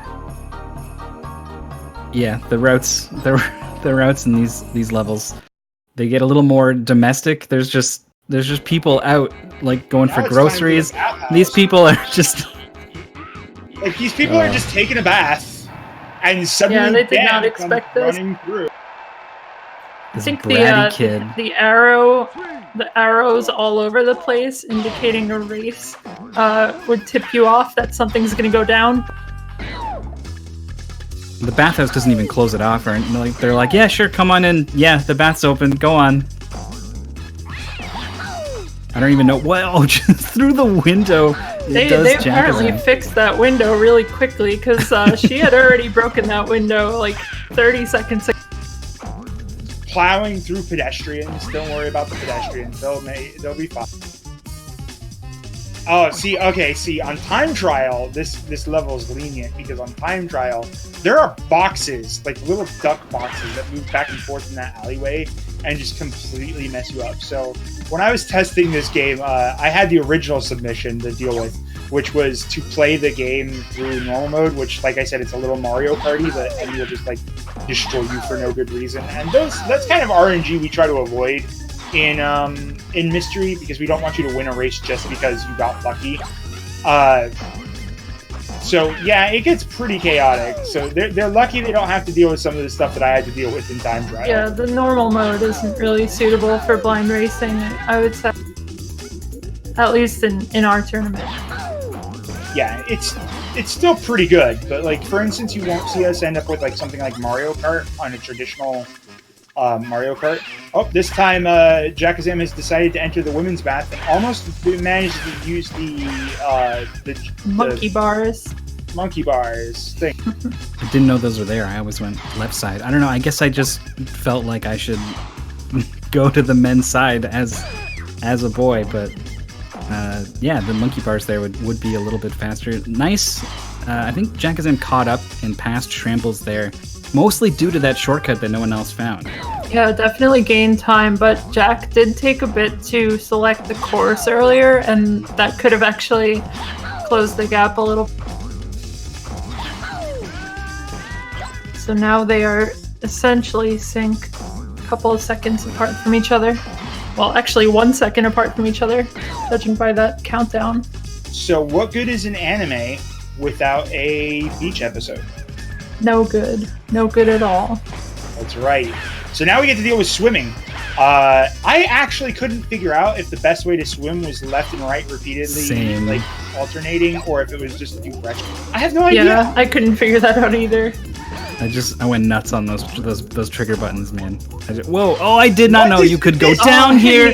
I tried to go down here. This is awesome. Finding the underwater cavern here. Hello? There's just so many branching paths in this game. I love it. Oh, Jackazam almost found one there. Okay, I recognize this part. So yeah, that was an interesting cut. That Jackazam just jump into the water, no problem. All right, so here a little bit ahead here, getting the jump pole on the bars here. You know, you can jump it. It's not too useful, but right now. It gives you a decent speed boost and allows you to ignore most of the terrain. So you can just like combo those bars and just get flying. But I think that Shrambles is actually ahead of Jack. As nice as the stunts were, they were much slower. Can't really count it as a shortcut, but she does get style points, I would say. And if there's anything that our races have taught us, is that style points are important. For our better strats. May you never be forgotten. So this run is really interesting as a mystery game, because your first run you're purely reacting, and that's a whole skill in itself. You know, reacting to what is happening, and it's moving very quickly. Let me tell you, I found it nearly impossible to hit the reactions on the first lap. But the second lap, you're now trying to memorize what happened on the first lap and adjust what you did and what you will do next, and you're kind of dialing in on a route as you go, and So there's those two skills in conjunction is whoever does the best there basically is going to win the race. Yeah, that's one of the reasons why I kind of like time trial races, especially with a game that is this chaotic. Just like there's so many movement options at any given time that you kind of have to, you basically get the first lap to respond, and then the next ones are all about speeding it up a little bit. Yeah, and this narrows it down to just being about skill instead of, because the normal mode, you never know what your opponent's gonna do. They can just send you flying backwards for so I like to submit racing games, and time trial is usually the best goal for them. Unless you're ray tracers, in which case you just... Ray tracers is just to beat the game, always. Play it 100 times. Alright, so next up, we're done with the beach episode, and we are moving on to... what is this? I think this is the jungle. Yep, welcome to the jungle. It gets worse here every day. There are construction crews around, and pitfalls, and... Tramble's just taking a spill immediately. Face plant. Alright, we got some horizontal poles here. I thought you could only... Pole, so gaining a little bit of time. Yeah, we're seeing a slide too from Jakazan. This is something you can just do this at any time. It's a little faster than running, but then you kind of, as the slide finishes, you slow down.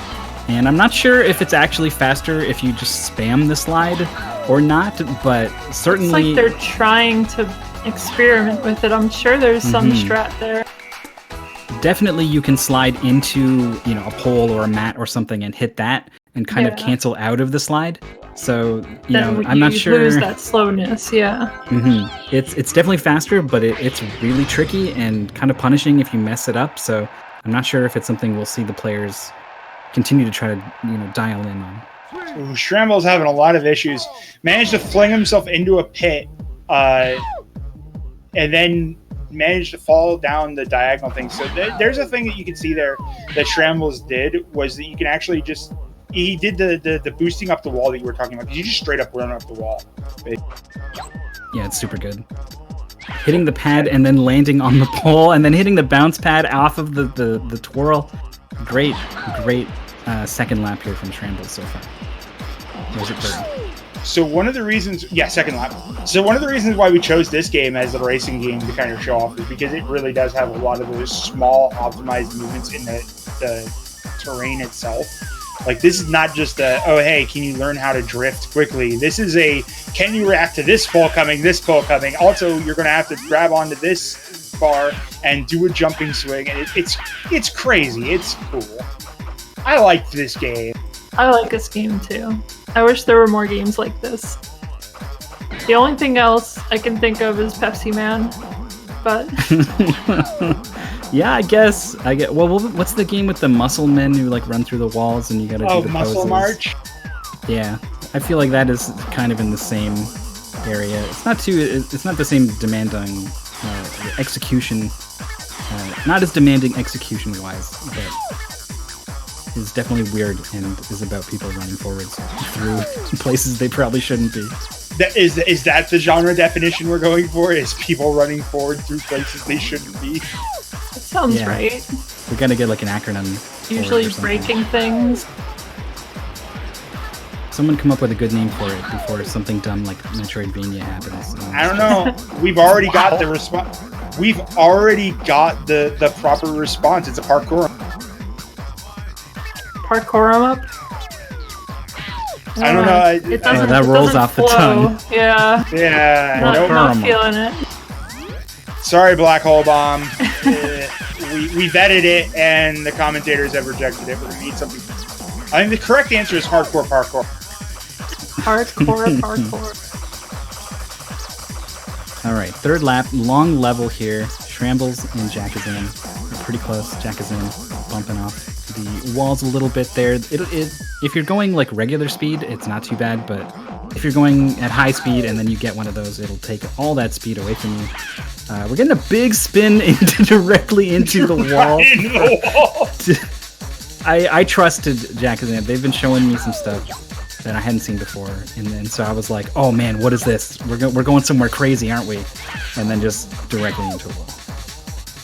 There's one thing I'm not sure if anyone else has figured this out, but Jack has been doing it. You can use your boost when you're climbing up a wall, and it just scales up instantly. Yeah, it's super good. Yeah, this is definitely a game, and that pie, that pink hole is just so disorienting. I don't have a clue what these levels are. I didn't have to play them in story mode. Yeah, these were completely different tracks for me. I'm not sure what this is either. There's like a castle with like lit by torches and cobblestones. It's the spooky level. And then there's like robots, like box robots. What are those? Those are bread. Oh, in the castle. Just floating bread. Yeah, this is with their faces castle. and legs. What, you don't have face-leg bread in castles where you live? I prefer whole wheat. You can have floating whole wheat bread. Oh, they too, come in whole wheat? your castle. Yeah. Okay, my mistake. I shouldn't And be so sourdough. close-minded. If you're You can, whatever they are, you can actually stand on them and run across. It's not easy at all. We saw both Shambles and Jack fall in lap 1. We'll see how they're able to handle it on lap 2. You can also just speed boost and jump over most of them. We might see that as well. Yeah, it looks like Jack has been experimenting like crazy with the slide. We've been seeing a lot of slide dashes from Jack Kazan. Yeah, I think Jack is just trying. Oh, what did we see? I missed it. Jumping on the bread. Oh, jumping on the bread, yeah. The bread bridge. I think Jack is trying a lot more, like, going to alternate paths, which can pay off, but not always, since you don't know the tracks before. Slide's not quite working out there. I agree, definitely more experimentation. I feel like it might hurt more than it helps in on average. It can be so helpful just to get really good at one thing and just kind of optimize that rather than having to constantly react to something new. It does seem like sliding into a corner is a strat, but needs testing. Yeah, that's a thing that, like, it's a hard balance with mystery games, trying to like throw up your trying to throw up some strats and see how well they work. And I guess it worked because Jackazam has taken the lead back, so something worked out. Yeah, I'm gonna say I just got proven wrong right there. I'm not sure, 3 or 4 more courses left, I think. I remember what the last course looks like. The players have a screenshot to help them identify it, but they're back in another castle. Just a lot of castles, I guess, in this game. But I think this is the part where you just ascend like 4 floors on the staircase. Yeah, this is fun. This castle has less bread in it, so it's either superior or inferior depending on if you can have gluten or not. Oh, okay, Phantom Matt's back. I was afraid that we lost him. Phantom Matt becoming a phantom before our eyes. Loophole there, usage by Jack. Was probably swung on it too many times in order to really get good usage out of it. Yeah, I think a lot of those pulls, you feel tempted to just keep swinging, but I don't think that's ever going to be fast. Yeah, so the thing about this game is to note that you're basically every time you hit a pole or a yellow arrow, you go into a speed boost that lasts for just a little bit of time, and you will maintain that speed boost until you drop it. So if we're constantly bouncing off of arrows here, though, we're going to keep that speed boost for a while, and it is almost entirely possible to do like the vast majority of these stages in speed mode. Yeah, you can maintain that speed. I think the levels are built so that you can always have that speed if you play perfectly. seems that way. I definitely there were some sections where I couldn't figure it out, but I always had that sense that there was something I could do that I just wasn't seeing. Mm-hmm. Yeah, I'm sure there's plenty of mechanics that we're not quite sure about. Yeah, those slides are starting to get Jackson into trouble, though. The straightaways where she's just boosting forward and sliding is not showing so hot. We got 2 swings on the pole this time. That might have been good. Yeah, that looked quick, but also that was a lot of swinging. Yeah, you ideally, there we go. Shramble showing how you're supposed to do it. You hit it and jump, and you're done. Mm-hmm. I thought you wouldn't get as much speed out of it that way, but same. absolutely not. That was definitely the fastest. Shrambles is catching on to this game, like, pretty. Well, we got a finish from Jack on that level. Shambles is only about 10 seconds behind or so. See, and this is a good example of those where we're seeing like people who didn't do so hot in prior races are clicking better in other races, because you never know what's going to happen in the street tournament. You never know that you're going to be thrown up against a literal on foot. Whatever this is, yeah. Nobody we were playing. expects Gekiso. We were playing something to avoid spoilers. We were playing a particular genre, a couple of games in that same genre. We were racing as testers, and I did really, really well. And it was like, I guess this is just something that clicks with me, and so. Yeah, that's something that you'll find in Mystery Tournament. You might realize that you're amazing at some obscure genre. Like, I found out I'm really good at golf games, which I never play. So yeah, maybe you never know. You can be the best at whatever we're calling this genre. Look, all right, I say that there is no such thing as a bad golf game, but let's face it, none of us really played golf as much as we did before we played Mystery. And that's what I'm saying. You don't know that you're good at it until you've been in Mystery Tournament. Was I the only one who played like NES Open and all the Mario Golfs on 64 and GameCube and really enjoyed it? I had Toadstool Tour on GameCube and I loved that, but I was also like 8, so. I really didn't. I played like every once in a while. I ended up playing. Okay, I did play Panga for a while. Well, that's. What about the best golf game, Ribbit King? I cannot say I've ever played Frolf before. I think I remember what Ribbit King was. You hit a frog. That's the one. You didn't need to say anything else. The fourth word there was enough for me. I can't remember if this is the last level or not. I think it is. Yeah, Dakazam taking the first place in this. At least on the stream. Did anyone else finish? Yeah. Maurice finished within 25:11. Nico finished at 26:02. Jackazam finished with 26:05. Immediately after, we have Some Girl finishing at 26:13. Dragon C Zero finishing at 26:23. I should actually be silencing my mic and going and starting the other race. Shrambles got to 26:26. Marshmaster 26:40. Ton of close finishes here, which is expected. But like we said earlier, there's still variance in how quickly they pick this up.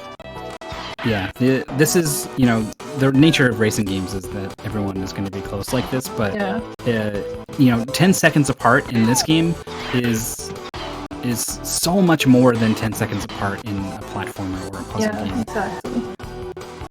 Which is why I feel pretty good that my testing time would have got me second place. Nice. Definitely something to be proud of. I'm a Toma runner. Looks like that was the second lap there for TPC. One more left. I think we're on second lap as well for Phantomat rather. So one lap back. Very close. Yeah, this is a bit better than the last game where we don't have to wait very long in between games. So, what is this game? This game is amazing. It is called, I'm going to say it, and then you're not going to know what it is. But Gekiso Tomarunner in text form there in the chat, thanks to Bad Idea. Yeah, good luck tracking it down. But you should definitely play it. We're looking at time trials here, so you're not seeing like the crazy power-ups. You're not seeing what it's like to race against someone else on a track this narrow. It really is a wild, crazy game. Yeah, the normal mode, you're racing against this one other opponent, and you can, use power-ups and knock them around and stuff, and it's fun, but it would have led to too much RNG for this race. Yeah, we like to throw weird things at people, but you also want to kind of uphold some kind of competitive integrity. The better player should win, and so RNG is a good way to mess with that. So that is a factor we try to account for in testing. And it was part of the reasons why this goal was originally submitted as the main game. And we were like, this game is really good. People should play this game, but it's not working. What can we do? We looked at time trial mode, and it worked. So hopefully everyone had as much fun as I did watching them play. Yeah. Apparently we're having sound problems. No, everything's fine for now. But thank you. That was a great game that we just had. But we're gonna go ahead It and took you a long time to get to the word game. listen. That was definitely a game. Come on. I mean, you can call it like physical exercise. I don't know. Maybe that's more accurate. I guess it's a game. But yeah, we're gonna go ahead and take a break while we get set up for our next one in our showcase of blind games. So stick around, take a break, get some water, stay hydrated, and we'll be back very shortly.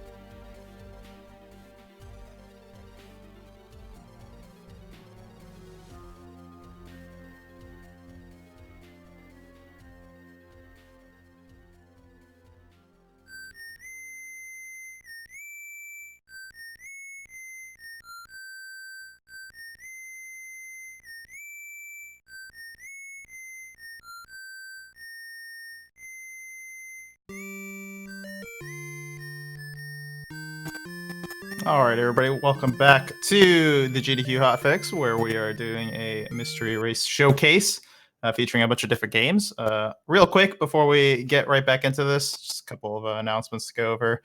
We do have the Games Done Quick Express Games list coming out. That would be coming out tomorrow, the 28th, July 28th. So, of course, Games Done Quick Express is going to be September 27th through 29th at TwitchCon. So, if you're looking forward to that, you should definitely stick around for tomorrow. For that list. And we have the Frame Fatales schedule that is out already. So you can head over to gamesdonequick.com/hotfix for more information. And Frame Fatale 2 is going to be August 18th to the 22nd. So definitely, gamesdonequick.com/Frame Fatales for the schedule. So definitely check that out. We have the Tree Fort broadcast tomorrow at 3 p.m. Eastern. And we also have a back-to-back broadcast tomorrow. So we have the Tree Fort broadcast at 3 p.m. and followed by the Cahoots tournament at 6 p.m. So definitely check that out. AGDQ, if you're looking to submit a game for AGDQ, that's going to be August 22nd through September 2nd. So that's coming up pretty quickly.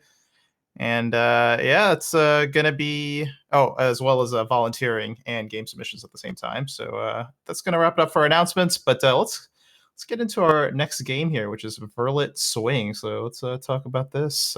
Myth, Jal, and Roar, if you want to tell me what exactly Verlet Swing is. Because I think, if I'm not mistaken, we've seen this before on the GDQ broadcast. We have seen this before on the GDQ broadcast, but, there's a certain we've seen our golf games, we've seen our racing games, we've seen our puzzle games, we've seen a few games here that have been representative of a lot of the stuff that we like to throw out. You have mystery, but there is one near and dear to our hearts in Mystery Tournament, and that is grapple games. This is a game about aesthetics, and by that I mean it's Verlet Swing, a grapple game through the surreality of something. Just a lot of pink. And moai heads and teapots. I feel like these are, like, if you load up a 3D modeling program, it has some kind of default, like, it makes a teapot or a moai head. That is the default teapot for sure. Yeah. And then they just put it in the game. They're like, yeah, that's good. You can grapple off that. Sure. See, I'm going to just give you guys a little bit of history here. The reason why a teapot is the default is a default item inside 3D editing programs is because the teapot was the very first 3D rendered item in computer history. Okay. Now you know more. Now we know. What you also need I'll to know never is forget. This is just super vaporwave is what this. It doesn't make any sense about anything at all, but we're still gonna go through it. Yeah, you always have to have your grapple games. This game is, when you're getting like cotton candy at the stand and the guy's got his hand in the machine and he's swirling it. And if you're like me, you've ever thought like, what if I just dove in there head first, right into the thing? I feel like you come out the other side in Verlet Swing. I'm going to try that next time I see one. Bring a grappling hook because you're going to need it. Oh, You're I gonna need a will. grappling hook. You mean they don't provide them when you dive into the cotton candy?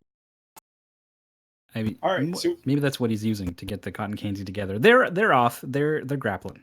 if you blinked, you might have missed Marsh Master clearing the first two stages. So this isn't really a long game. This is probably going to be one of our shorter games, probably even shorter than Pro Garfler if they do really good. But like we said, we do love grapple games in Mystery Tournament. We have, Jal, come on, tell me some of the amazing grapple games that we love to see. Oh, On the spot. Well, we have Grapple Force Reina. Okay, yeah, we've seen that a few times. Green Project Grappler, Pink Hook. well. Oh, streamers. Yeah, streamers. Bam, How can we there forget it is. There we go. There we go. Got one. We love our grapple games because there's something about grappling movement that's really conducive to being fun in a mystery setting, and just figuring out how all of this works is something special. So in this game actually has some really great grapple controls. You absolutely are soaring and feeling like Spider-Man. Where you click is where you go. This is what? What did Sir Marshmaster Nico just... is just flying in this. I didn't know there was something you could grapple onto that level that just takes off and flies to the end. Oh Yeah, yeah, I guess never that's saw that. intended. I didn't do that either.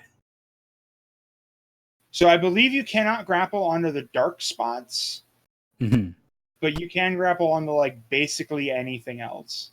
Yeah, you've got these Pizza. floating dots and anything very lightly colored, very light pink, almost maybe it's white and it's just got pink light on it, but yeah, light is good, black is not. Wow. It's for grappling. Moving on So to the pizzas in the way. Also, pizzas are not good either, apparently, which is blasphemy, I think. Yeah, I would agree. And to the very, Dodge very those difficult pizzas. level, vertical ascension wise here, it's not so easy to get height in this game. You can preserve your height and get some speed, but it's very difficult to just go higher. yeah, it's because you gotta kind of like hit the apex of your swing in order to really launch in a direction. And I just thought of another grapple game, Ninja 5-0. Oh yeah, Ninja 5-0. It's like a staple. There is reasons we included that in seasons. Marshmaster's the first one to get to the top of this tower that has been a stopping point for absolutely everyone else. So advantage for Marshmaster. You guys have probably noticed you can't touch anything. You just can't. Yeah, that ruins your experience. The Moai statues do not want you to be swinging through them willy-nilly. They are not cool with the decisions that you are making right now in your life, Just and like they will judge you for. Yes, it's generally a bad idea to get inside a Moai head if you're playing a video game. Like, unless you're playing a Konami game, in which case there's a good chance you might end up being a Moai head. Moai-kun, of course, being another wonderful game we keep seeing in Mystery. Unfortunately.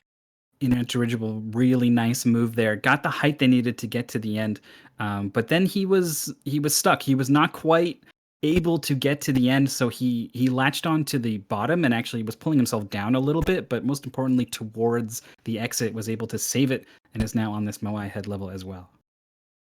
Marshmaster had a pretty good move too, where he was swinging across the same cloud over and over, trying to get the repositioning play. Oh, Marshmaster, Yeah, very Marsh well has done. really gotten the hang of this already. And This is a tough level. We see Sir Nico. We had talked about how great he was, and you know, when he was playing, what's that game, Green Island. And now we see he's not the one winning. So depends on the genre. You know, someone can be great at puzzle games and then not be able to grapple very well. Oh, Marshmaster grappled very well, but unfortunately just barely missed the exit and then tried to save it and is now going all the way around the exit. Should eventually land on top of it, yeah. So the grapples come in many flavors. Sometimes you've got a grapple that pulls you directly to where you grappled. Sometimes you've got one that will pull you a little bit and introduce some extra force the way that this game does. Sometimes the grapple only transfers momentum that you already have in another direction. It doesn't really add anything. But this one, you can kind of just, latch onto something, not to swing, but just to pull yourself towards it.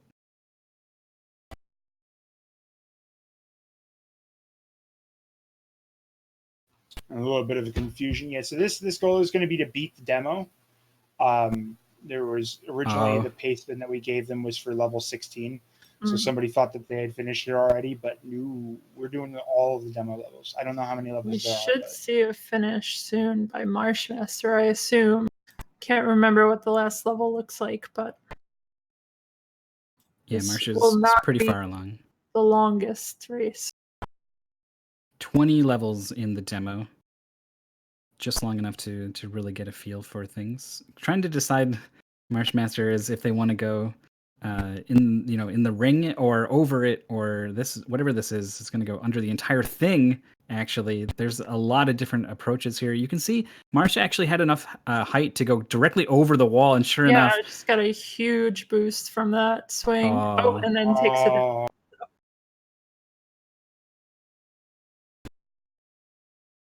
But I'm sure the speed tech for this must be really fast. yeah, this is definitely. I imagine the full version of this game is going to see some interesting speed tech. Is this not out yet? No, I believe it is actually. I believe that the full game is available on Steam. Marsh again staring at the exit and not quite making it. We have a particular fondness, especially for freeware and the like, because we use mostly emulation and freeware games. We don't condone any commercially available games being used, because the main thing is that it's a free tournament and so demos and freeware versions of things are where we thrive, and that's where we see some really cool you can see some really cool games from some freeware. We have a few indie developers that have been a part of our community and made stuff and been like, hey guys, guess what? You're one of the first people that are going to see this. Or even going so far as to sponsor races, like over on Mystery Funhouse. They were talking about Baba Is You earlier, and our friend Humpuli actually sponsored a race for our channel when Baba Is You was released, giving away keys and the like for people. And we had a good friend of ours, Daniel Linson. Whenever they participate in a game jam, is often going to see a game on our stream and has joined us in chatting. So we like freeware games. They're interesting, they're fun, they are sometimes bad, but in a mystery setting, the right level of bad is the right level of bad. I don't think we've had bad games from developers though, right? There's been I don't think we've ever had someone on. They've all been perfect. They've come on to do commentary. We're just like, boy, your game's bad, huh? And they're like, yeah. No, never. No developer has ever made us play Picross in the middle of a bounce. I think Andy said he literally screamed out loud when he got to the Picross part of. Yeah, I made that just for him, honestly. So what was that? Super Monkey's Bouncy Day? Yeah, that's right. The full title? My finest work. All right, big swing here, not quite for Marshmaster. Sir Nico somehow still alive. Do not know how they did not touch those pillars. I did see FFAO taking the lead now over Marsh. That's right. Needles is on the 19th level, so 2 more levels left to go for FFAO. Maurice also finished off stream with a 9:03. Yeah, that's expected for him. All right, Marsh finally passed that level that got them stuck a little bit. The whole gimmick here on Needles is you just got to do some well-optimized swings for pure distance. Just release at that 45-degree angle to get the most distance to get to the next thing. I think FFAO is missing something. Okay, there we go. They were trying to swing across the entire level in that one swing.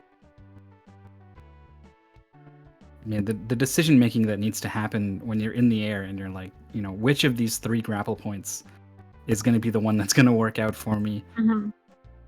So important. And we could see a lead change if Marsh gets the hang of this one really quickly.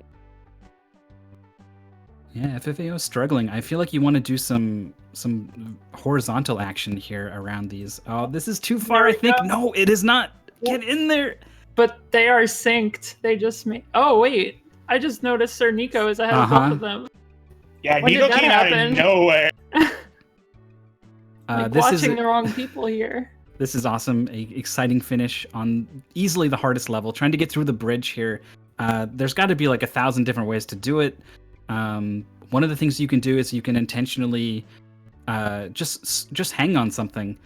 You'll swing out. In some cases, you'll swing all the way over it. Like the thing you wanted to do on the playground on the swing set and never were brave enough to try. You can absolutely do that here. You'll slowly retract towards whatever you're grappling to, but you can give yourself time and speed and distance that, kind of a reset to line up to swing through one of the gaps on this bridge here. Sometimes the grapple just latches onto something very far away, just to the left or right of what you wanted to grapple on, and it's pretty infuriating. Oh, Cernico is maybe through here, but Nope. The Moai is proving too challenging for him. It's very difficult to transition. Once you finally, you can swing out way to the side to get around this, but then you've got no good approach afterwards. I think maybe I'm being proven wrong here by FFAO. Close. This is the last level, right? Yeah. Yeah. So, see, whoever takes this wins the restream race. But of course, we have had finishes already. Still just the one by Maurice. So, second place up for grabs. Actually, Marshmaster got below the bridge. I wonder if that could be a thing, getting in the gap in the middle and then popping back out. I would think to go around it on the side, but maybe that's a little hard to do. Yeah, it's definitely doable. I think that was how we saw FFAO get as far as they did. We're seeing Marshmaster do it a little bit there. It's just so tough to find a good transition out of that through the Moai heads when you're way off to the side, because you're going to come down pretty low. Oh, and we see Cernico. I guess so. This is the final level now. So Nico on the last one. This one I think is not nearly as hard as the bridge level, if I recall correctly. It does look simpler. Although this start has got Cernico tripped up quite a bit here. Oh, right. And FFAO moving on, and perhaps, Marsh also. So they're back on the same level together, and will Cernico? Okay. Nico that's it. Nope, apparently not. God damn it. I swear I saw them on level 19. We're never done. Now well, someone else. Sorry, I got excited we had a second place finish, but it was a false start. But maybe this one is legit from Shrambles, second place, 13-17, sneaking in from off stream. This level's fun because you have to go through this hole at a certain angle, and basically it forces you to have a ton of speed. So even if you didn't want to be going fast, too bad. You have to figure out how to make it work. Yeah, this seems like it could be a challenge. Especially getting around that corner with so many things that you can hit. Oh, this looks good. But then you got to go either under or over. And I think that was the first time Cernico had actually seen that obstacle. Yeah, definitely. Pretty understandable to not get that on the first try. Second try, though, very well done. Nicely. End is in sight. Oh, touches the cloud. Internet dirigible on the bridge here. That gave everyone else so much trouble. FFAO's got some insane all the way around the right side strats on this level 19 here that I want to see work. I want this to work so bad. Look at it! God, wow. It's so good! Okay, look at that. Speed strats. We got a real speedrunner here. I don't know if there's anyone streaming Verlet Swing anymore. I was watching Jorf do some, was going for some IL stuff.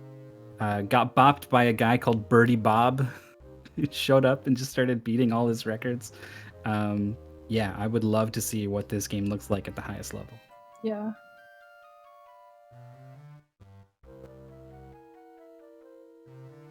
Chat comparing this game to a first-person platformer called Inertia, which is very, very similar in the sense that you have way too much speed and you're trying to navigate complex environments. I remember that one. You can just break that game. Yeah. There's you slide and jump with the same button, and you just, it's accelerate to triple running speed immediately. Good stuff. Big swing here from Marshmaster, and then not quite able to convert at the end. I think that was the first time they'd seen that particular part of the level, so it feels Seems so like they know good. what they're doing at this beginning part, at least. Everyone's improving. When you get to something new and you hit it on the first try, that's not gonna count. Are you serious? Not enough speed. So sad. Oh, and Nico also just shooting right past the exit there. Third place finish off stream by Spritz T, 15:49 is the time. Fourth place on the table. Marshmaster not quite able to get it. Who is it gonna be? Ooh. Getting too much speed. Oh, Marsh is close. Let's see. Oh. Yep. Okay, Marsh finishes with 16-13 around. And then FFAO and Nico tying for second right there. I don't know if this is a stream delay thing or a late done, but SRL reporting Sir Nico finishing a couple seconds ahead. Marsh, oh yeah, it could have been a stream delay. That's true. Very, very close between Sir Nico Marshmaster and FFAO. Fantastic showing. That is quick. That's a good race right there. I love it when you see like three people finish nearby each other. The tension is just up there.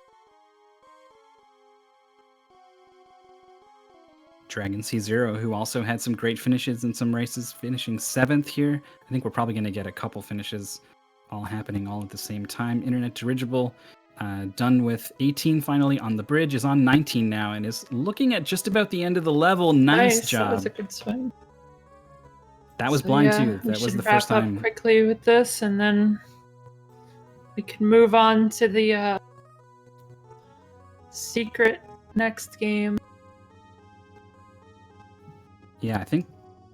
No, I'm in the race, like holding the race open, but I don't know which it's for. I've forgotten. There's only 2, I think, that it can be at this point.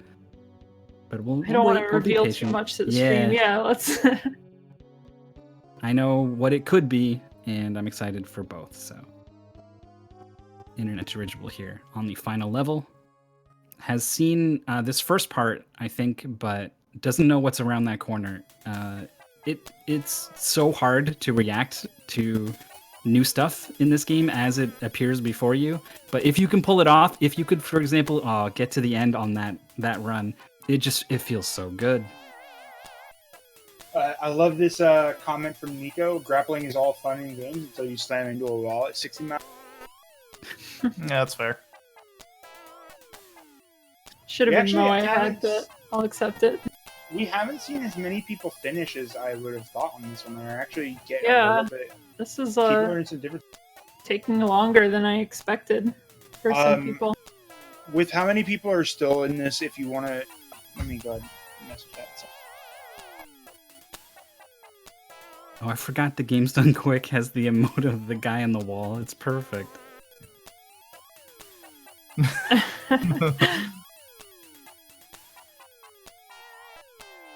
Alright, Internet Dirigible has been having a bit of trouble with this first swing here. You have so much speed, that means you have so little control. And anytime the game starts asking you to do horizontal swings, it doesn't feel as natural as just a straight swing. So, very tricky stuff. Has gotten to the final section here. And you kind of need to make a decision if you go straight for the exit or if you do a second swing. Didn't have enough speed there. That was a good attempt, though. The first time that he got there, he tried to do something else, and it didn't work. So it was smart to go for the clean finish there. It didn't quite work out. Had another attempt where they got too high, actually, and touched the clouds. I think you just get excited that you can see the finish, and you kind of lose track of what you're actually supposed to be doing. Look at the height that Internet Dirigible has here. Oh, could have converted that into a ton of speed. Absolutely would have been enough to get to the exit, but with that height, with that speed, comes again more, a lack of control. So didn't quite get the angle they needed. This one is so close. Just hitting that pillar there. The hard part here is that there's nothing really good to grapple onto near the exit. Like if you had just a little something extra from that cloud beforehand, that's also risky. We've seen people bumping on the clouds a bunch too. Oh, here we go. Cloud? The bars. It's a lot of things you can bonk on there. Yeah, the thing with the clouds is they're off to the sides, either the left or the right. None of them is right above where you want to be, so you have to be dealing with a bit of that left-right movement, and the cloud on the left kind of pulled him leftwards into the bars.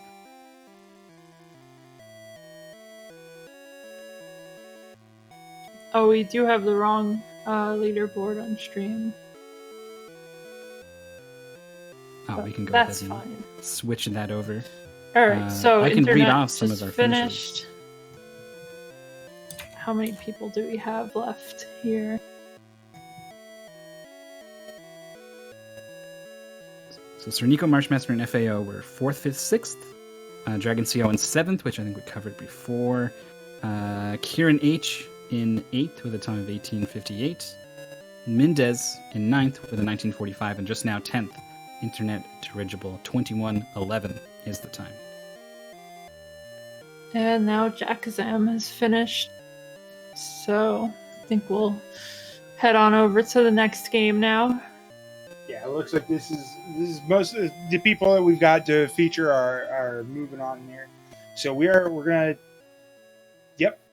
gonna move on to the next game, which I do have to ask you before we move on to the next game, chat. I would like you to tell us who your favorite soccer player is in chat while we take a break.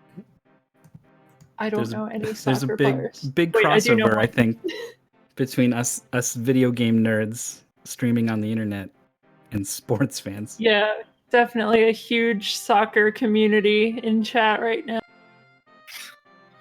All right. Well, while everybody in chat is figuring out their answer, we're gonna go ahead and take a little bit of a break. Before we do that, though, I just want to let everybody know that we appreciate your support in watching our broadcast. However, if you wish to support us even further, you can use a subscription, or you can cheer in the channel, or you can watch an ad.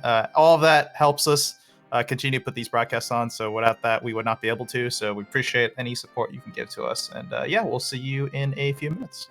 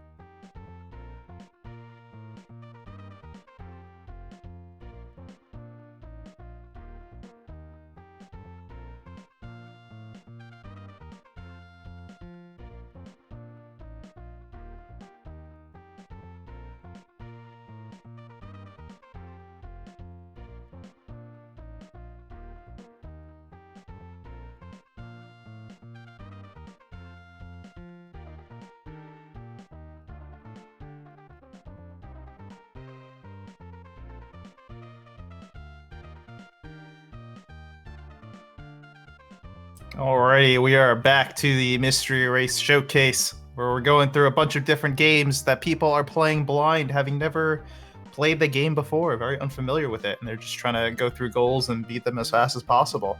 So I am Darkman78, welcome back, and I am joined by Jal, Mythical 9, and Blasphemous Roar, who are here to tell you all what the next game is going to be. This might be our last game. It might not. We kind of have to depends on time because we're kind of working with the time schedule here. But we'll see. We'll let you know, of course, what's going on. But for now, I'll let the commentators take it away. So before we went to the break, I asked you guys what your favorite soccer player is, and did you all answer with David Beckham? Because the answer is... Oh, sorry. Yeah, that's right. There's only one choice. We're going to be playing Go Beckham, Adventure on Soccer Island. So it's a soccer platformer. This is a soccer platformer. So, of course, we represented a bunch of different genres. We gave you some racing games. We gave you some grapple games. But, you know, the core of speedrunning is, of course, platformers. So leave it to us to give you another platformer game that is, well, this one's a bit different. It's got David Beckham's name on it. Presumably you're David Beckham in this game. He's like a little chibi boy version of David Beckham, but I guess that's him. I mean, that's what happens when your producer is Genki. The only other games that I've known of theirs is Genki Blocks. So, yeah. I think they did their best. You don't have too many pixels to work with, right? Yeah, no. With the GBA especially, you just don't have very much to work with. So this is Go Beckham, Adventure on Soccer Island, and the main key thing about this is that we're going to be playing with soccer. The main difference between this and many platformers is that we've got a little soccer ball that we're going to be dealing with that'll help us solve puzzles and make our way through the world and beat bosses. Because, you know, what good is platforming if we don't have soccer? As evidenced by the fact that Mega Man 8 is the best Mega Man game because you get the Mega Ball. Yeah. All the best platformers involve, you know, kicking a ball around. Like Go Beckham and Glover. Yep. Yeah, those are when Those are people think about the highlights. genre, those are number 1 and number 2, for sure. Mm-hmm. I love it when I'm completely helpless because I kicked a ball somewhere off to the left and an enemy is chasing me, and I have to go get the ball back before I can do anything about it. Well, you can do that in this game too, so... Okay, it looks like we're about ready to go with the race. We're just getting everything set up over here. Oh, I'm looking at one remaining when people are readying up, and usually that means the last person is someone just gatekeeping the race. So I think probably we're gonna get started any moment now. This game, this is like what if Yoshi's Island but soccer. It, like, once you can't tell right now, but once this game gets started up, it looks adorable. What if Yoshi's Island but soccer? I think the only difference is that your ball can't die, and it also doesn't cry. So, just a slight difference. Or at least I haven't found the mechanic where the ball starts crying. But yeah, very close. I didn't get that far. When you find out the thing you've been kicking around has feelings the whole time. That's right past the goal that they'll be doing today. So I would cry too if I was a soccer ball, honestly. Right? All right, so we're off. David Beckham here is going on his grand adventure on Soccer Island. And our goal today is going to be to defeat the boss of World 1. So here out the bat, we're going to learn about our wonderful movement capabilities, such as, of course, you know, jumping. Hooray, jumping. And running. Don't you love when tutorials teach you how to jump? I do. I wouldn't have thought to press buttons on my controller otherwise. So one thing that I like about this game, and it's something that's really hard to, like, really come across in Game Boy Advance games is that the graphics on it are really clean because of the bright and vibrant colors. The GBA really didn't have as much pixels to work with as you might think, and a lot of games tried to go for all sorts of weird, like a lot of them went for the pseudo 3D effect or just had like really terrible art with it.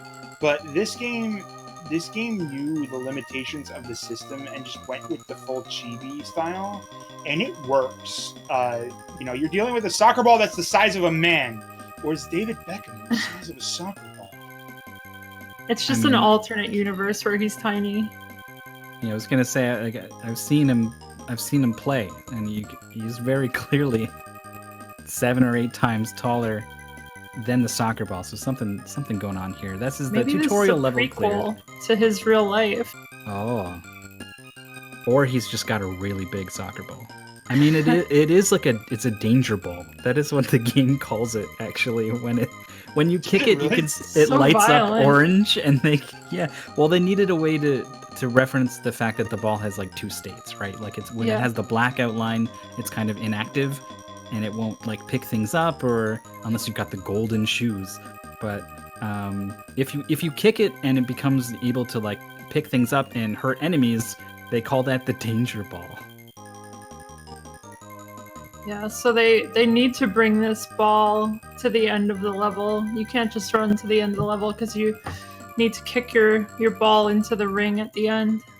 And sometimes there's stuff that will prevent you from bringing your ball further until you do other things. We'll see that. And sometimes enemies like to take your ball from you too. Oh, it's the worst. So Maurice is taking an early lead here, but Nico... Oh, we have Nico and Maurice again. So yeah, they are very close to each other. As we would expect from this point. You can see the ball, when it's still active, if it hits your head, you send it flying.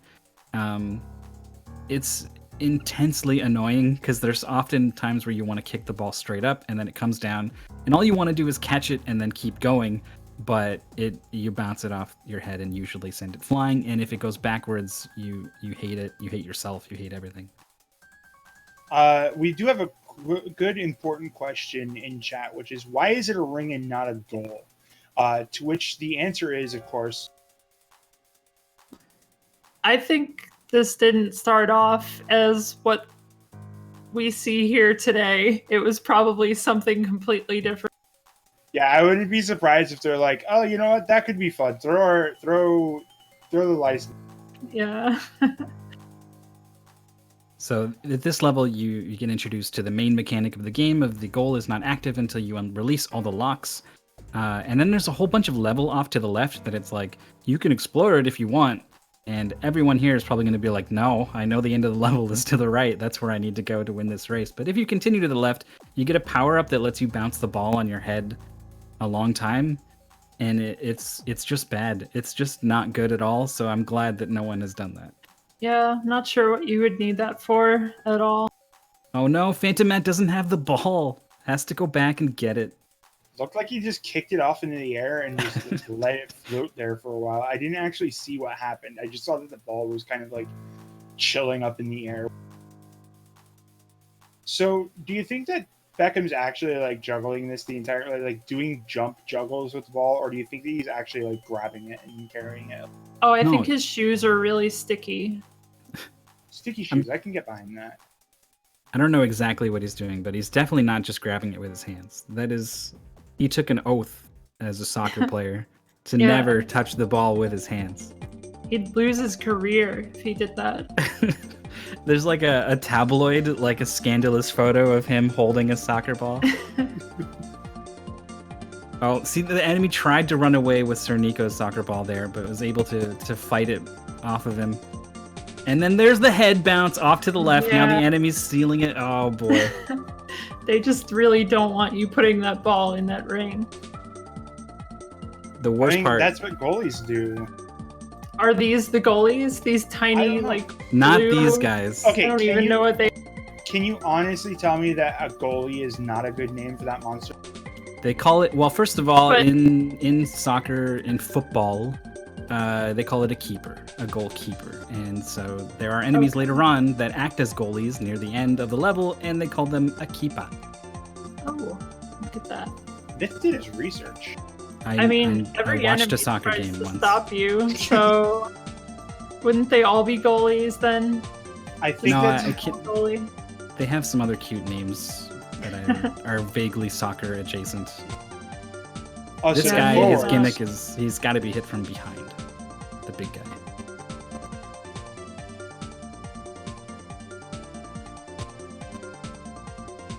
Big staircase off to just some bonus stuff. Debated Sir Nico. No one. No. Guess he doesn't want the high score. Yeah. One of the important rules about mystery is that nobody cares about the bonus. Except for the times where you should care about the bonus level because they magically contain the 1-ups that you need to survive. I mean, there's been a few races where I just go for 100% because I feel like it, not really intending on. But that's probably a bad strategy. If you want to win, I think probably intentionally not playing to win is not a good strategy. I mean, there was the one time where you cleared any percent, 100%, and then low percent. And Oh yeah, that was in Kuso though, so we can't talk about it. That's also illegal. It would ruin Zhao's career. Yeah. My Oh, very, we get to see what substantial- happens Oh, if foul. you run out of health. You just get sent back all the way to the start of the level. All your progress is gone. Yeah, can be frustrating since you have to hit all these switches again. Oh, down to 1 health. There are some fruits you can use to replenish your health, but they're pretty far apart, and you only have these 2 hearts. Eventually, you might find an upgrade or 2. Yeah, if they find a max health upgrade, that is really helpful. But that's just depends on how they explore. yeah, there is a trade-off in mystery with how much you go straight and how much you tweak a little bit of deviance based on how well you know your timing, for instance. Because it can be beneficial. We've seen plenty of races that have been made or broken by somebody deciding that they're going to skip over an obvious upgrade and it just completely demolishing them. But you also never really know if the game has upgrades, until you see the first one. And you can go an entire race and not even realize that the upgrades existed. I definitely, even whether they exist or not, I always can't help but feel like I'm missing everything whenever I play a game like this. Mm-hmm. Yeah, this game has a lot of side stuff to explore that you're not really going to see during the main game. I mean, that's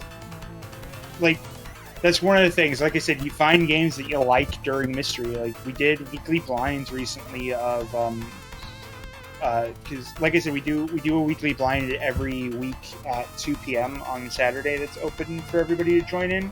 And those are basically a roulette that we spin based off of, I use roulette in the lightest of terms.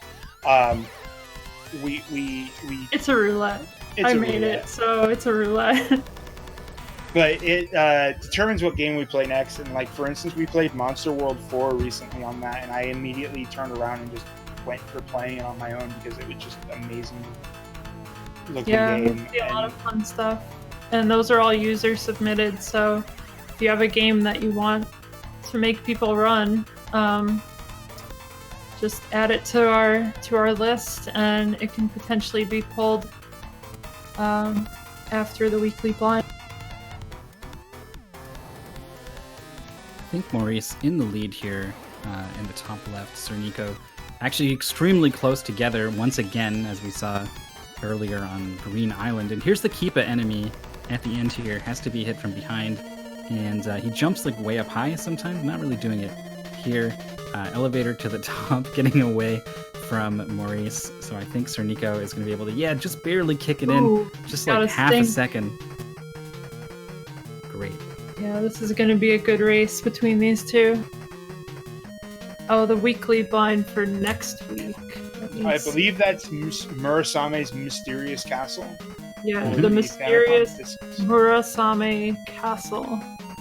I know that game from Bad Breaks, making people race it he wanted to do it, and everyone was like, no, and he like campaigned for months to get people to race it, and it ended up being pretty cool. So I'm looking forward to that. We have a huge variety with those races, though, since everyone has, you know, whatever game they're into. It can be any genre. So yeah, to like really emphasize that. All right, so the name of our channel is Mystery Funhouse. Whenever we're playing mystery games, basically it used to be that because Twitch requires you to have a game category, people use Mystery Funhouse as a way of saying that they're playing blind games. And so we actually did end up naming our channel off of the game Mystery Funhouse as a bit of an homage to that. And so eventually we realized about a year in that, hey, wait a second, we've committed a grave crime, is that we've never blind raced Mystery Funhouse on Mystery Funhouse. Because this is a terrible idea. Mystery Funhouse is actually a text adventure game from what, like the 80s? Yeah, maybe earlier even. Wow. Yeah, maybe it was even pure earlier. text in a console. Like it's it was straight a bad up idea. like It was a no very bad graphical idea. interface.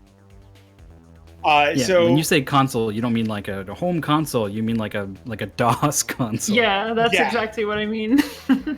like I think it was an Atari like ST game or something like that. I don't know Mhm. exactly what it was. That's But right. it was all. Yeah, and so it's the kind of game where like you have to draw your own map because the game has no such map, and it has some of the most silly things, where you're just trying to figure out the most insane developer thought processes, and yeah. So to prove, really, when I say that we'll race anything, we'll race anything. We've raced Mystery Funhouse, and that is not an easy thing to do. It was great though because during the race we basically had a bunch of people forfeit and then join up with other people and form teams. So Oh that yeah, was we nice. needed that. It was impossible. Like I've ended up racing a Mickey Mouse educational text-based adventure. Wow. That was fun. What is the crossover between the children, the fans of Mickey Mouse, and the people who play text adventure games? I mean, I guess back then everyone played text adventure games. Who knows? It was I a wasn't thing, alive. wasn't it? Yeah, I wasn't. I think I'm not respecting video gaming roots. I think you're right. Yeah, I mean you could get a text adventure game out of any literature. Let's face it, The Hitchhiker's Guide to the Galaxy being one of the most. But anyway, back to Beckham. I liked it. Back to Beckham. It's a good. Back to Beckham. Back to bending it like Beckham.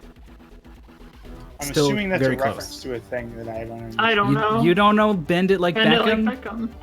I don't know what that is. It's a I'm good assuming movie. it's a pop song. No, it's a movie. What? A pop song? I wanna hear what you think the Yeah, pop song Bend It please Like sing it Beckham to sounds us. like. No, I can like. I'm assuming it's something like moving like Jagger. You move, you All right, bend can it you- like I don't can you- know. Moves like Jagger, Bend It Like Beckham. I don't listen to your fancy pants normal music. All right. I like it. The fact that it is a song is cemented here in Roar's mind. It couldn't possibly be anything else. All right, this is good. We're in a tricky spot here with Maurice and Sir Nico. They're stuck waiting for these platforms, and if you fall, you got to do the whole section over again. I think that happened to one, if not both of them, and maybe Sir Nico's in the lead here. Yeah, I was thinking too much about text adventures, so I lost track of who's winning. 1 to go. Yeah, 2 to go for Maurice. So Nico's ahead by one little lock. Is that how the song goes? No, that's the count. Oh man, I don't even know what to do with you people anymore. Bend it like Beckham. Where did Phantom Matt's soccer ball go? I don't. Okay, it's over there. All right, Nico moving on. So yeah, there's a clear lead right now. But Maurice is very close Bend it behind. like Beckham. It's very close between the two. racers on top, as well as the bottom. Both Phantom Man and Shambles have caught up a little bit. They're definitely still behind by a level, but they're keeping pace with the tricky levels that Maurice and Cernico were on. We're gonna get Mythical Knight just like writing a song. It's like he's gonna get a song that doesn't exist stuck in his head for. Oh, the I Keepa! expect to hear this. The Keepa sent Cernico's ball flying. He actually smart. Switching to ball cam. That's a thing you can do actually. Wait, in you this can? game. I didn't even realize that. The select button will put the camera on the ball. So That's smartly fantastic. using that heads up to locate it immediately. He's really close to finishing this stage too. Just got to get across these little clouds here. If these are clouds, I'm not really sure. I mean, it's video games. I'm assuming it's clouds. Can't Very confirm, low but, like, clouds that go back and forth and can be stood on. Yeah, video game clouds. Mhm. Goal here for Cernico, 1-8 complete. I can't remember Still if 1-9 maintaining his is the lead. boss or if there is still one more level. I and then think the there's boss. an extra level, yeah. Okay. Maurice getting hung up in the water here. It controls really weird when you're in the water. It's very tough to jump out of water. Looks like wasn't too much of a problem for Maurice, who's riding these platforms. But it's a soccer ball. Could have jumped to the third one right away, but I think Maurice has fallen down on some of these clouds previously and is tired of it, so is being a lot more patient here. Oof, looks like we've had some crashes. Ooh, Nico almost getting stuck in that hole with one of those baddies. Manages to get out with 1 health. They can be a big problem because they put these enemies in some situations where it's not easy to just jump over them. Yeah, and in then really you can't hit tight them from the areas. front, so they're kind of become just walls. But Nico is ready to get to the goal here. Oh, Ooh, here we getting go. Stuck See, by this. this guy is so scary. Oh, taking the death. So now Maurice is actually in the lead again. That's right. Has a couple locks ahead here. Both Maurice and Cernico still full level ahead. No Shambles and See, Fainting Maurice Man. takes a hit here, so we could see another foul from him. It's tough. They try to introduce a power-up in this section that clears the screen of all enemies, but in order to get to the power-up, you've got to get through all these guys first, and one of them gets it, Maurice. So another lead change. Back to Nico in the lead. 1 to go. Maurice, or Cernico is on this low path here. You can see the star up there that will kill all the enemies. Cernico is passing by, manages to kill one of these guys, has to wait for this other one. Yeah, I think he wants to get rid of them this time to not take any risk. It's definitely the smart play. Waiting for the ball, controlling it first before you do something with it. That's actually how you're supposed to do it in soccer, and it works out well. In this game, there is the goal. This is not the end of the goal. I mean, it is a goal, but We gotta kill Flippy first. right. That's what the ultimate goal in soccer is. Mm-hmm. It's not to kick the ball into the net and score points. It's to kill Flippy. Yeah, actually, soccer is an ancient Antarctic penguin hunting tradition. You know, like the boomerang was originally an Australian They I just think kick you're it. lying. So Didn't even let him finish. It just straight cold. You bounce him off. You kick the ball Yeah. until he falls off. it's pretty easy to figure out what you have to do here, but just The hit full-on detection's a Larry little Bird. weird. mhm. That's it. There we go. So that's a finish from Cernico. First place, I believe, in the entire race, right? Not Mhm. just on the stream. Nice. Yeah, SRL reports 1944 is the time. We're gonna see Maurice is gonna finish very close here as well. Yeah, I should figure this out quickly. I don't know if you can alternate left-right. I think you need to concentrate on No, one side yeah, or the you other. have to focus on one. It's going straight at the bird too. That's what I did first. Just pinged it right off his head. Takes a taking a hit. hit. We could actually see a death here. Keeps opening up the menu. Not sure what he's looking for there. I think he was considering restarting it just because of taking the hit. Oh, he hits quit for some reason. I was worried that was gonna just reset all his progress, but Yeah, I would always be worried about that. He is back in. I tested the game recently where in the start I entered a level and I wanted to back out of the level, and the menu said, well, actually maybe I shouldn't say it because someone will recognize it and I'll give away mystery games, but it was very ambiguous. I had no idea what it meant, if it was going to quit the entire game or the level, so I didn't do it. I just played the level out. I was racing this game like a week ago called Danger Girl, and it had a similar thing in the menu. So I thought it would just return me to the start of the stage, but it returned me to the menu, and I hadn't saved, so lost all my progress. So never hit quit if it's on a menu and you haven't saved. That's it. All right, Maurice takes second place here. Third place overall in the race. FFAO off stream got a 2034 to take second place. Oh man, he messed that bird up. He's like, my head hurts, I feel sick. I think you actually encounter him again later on. I could be wrong. I didn't play through the whole game. I wasn't sure what the goal was going to be, so I played through the second area here as well. Yeah, that was actually the goal that we had in Mystery Tournament, was the second boss. It immediately introduces the ability to recall the ball from anywhere to exactly where you are, and it is the biggest quality of life change ever. Yeah, definitely good to have. Maurice is actually going to play ahead, so we get to see these caves.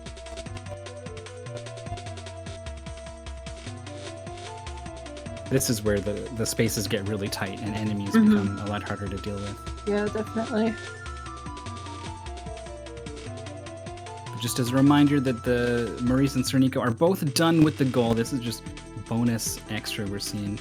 Yeah. We're not seeing much from Cernico currently, but Shrambles and Phantom Matt are still in it. Shrambles in the boss fight here. Shrambles we trying should to see figure another out. finish in a sec. There we go. Shrambles is starting to understand what to do now. Dragon CO finishing in fourth, 2137, very close. Behind is Internet Dirigible, finishing in fifth with a 2153.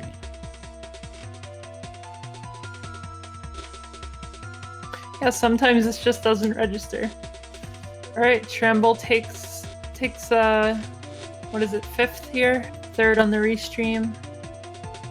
And Phantom Matt still has, I think, another level after this. Am I wrong? I don't know, they blend well. I remember the forest being kind of mistier in 1.9. Yeah, that was 1.8, yeah.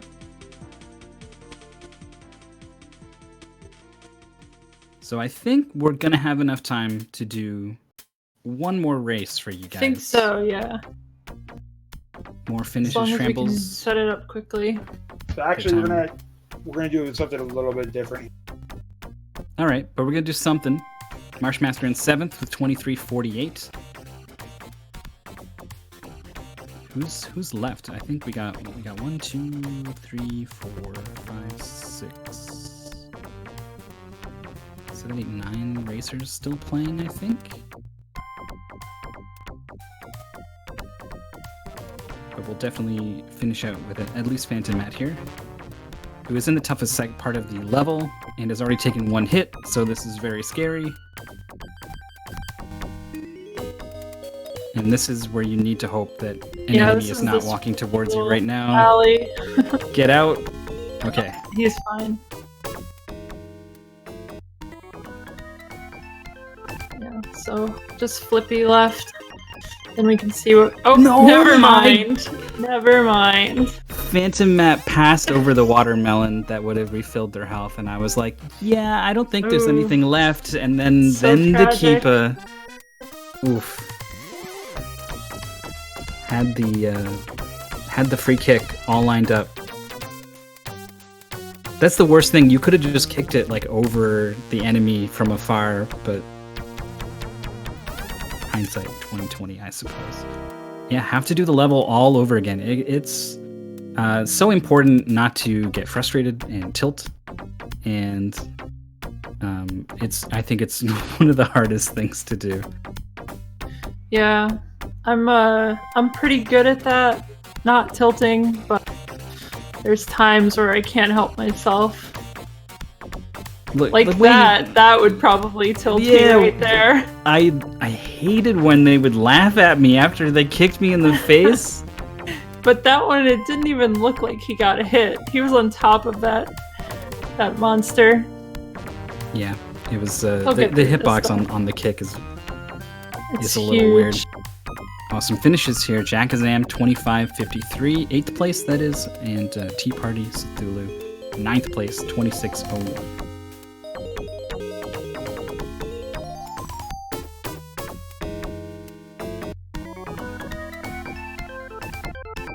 Uh-oh. Yeah, that's gonna be a hit. Yeah. The thing with the enemies, like, normally in video games, once you get far enough away from something, it kind of despawns and doesn't exist anymore. But I think the enemies in this game are active, like, all the time. Oh yeah, they're just waiting for you. It doesn't matter. They're like moving around. They get into weird places if you wait too long. Just never gold. know where they'll show up. Oh, Getting stuck again. Yeah, you really have to deal with these before. Oh my god. Oh my god, just stuck between 3 monsters there. It's brutal. So I imagine I wouldn't be feeling too great right now, dying at the end of this level like 10 times, but hopefully they persevere, keep trying. Yeah, Phantom Matt's been playing every single game today too, so things like mental fatigue is a thing. It sounds kind of cheesy, like in an actual soccer game there would certainly be a lot more fatigue at play, but just focusing as hard as these guys are for as long as they have been, it definitely is draining. Yeah, and it's definitely hard for top 8 players when they have to play games for hours and hours straight. Usually it's people in different time zones where it's already like 2 a.m. for them. And we've seen people, finishing top 8 around like 4 a.m. So don't know how they do it. They do it at the expense of their circadian rhythm. It's all worth it for Mystery Tournament. Yeah, we salute them for it. Boss fight coming up, or Phantom Match should be pretty easy, I think. It's just immediately doing the thing they need to do.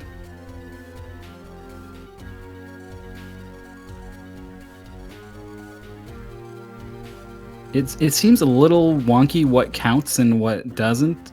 Yeah, I'm not sure how it checks it, but that was a quick fight, and It sure was. Phantom Mat is done. The time is not there. It is 28:48 is going to be the SRL time. Mr. Zimbu finishing in 11th. Just before that, 28:16.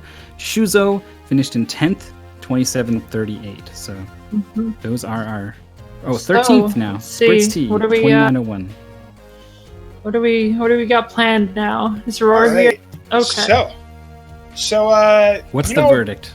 Throughout the broadcast, we keep saying something over and over and over again. We keep saying these very specific words like, "You could do this too. Anybody can join.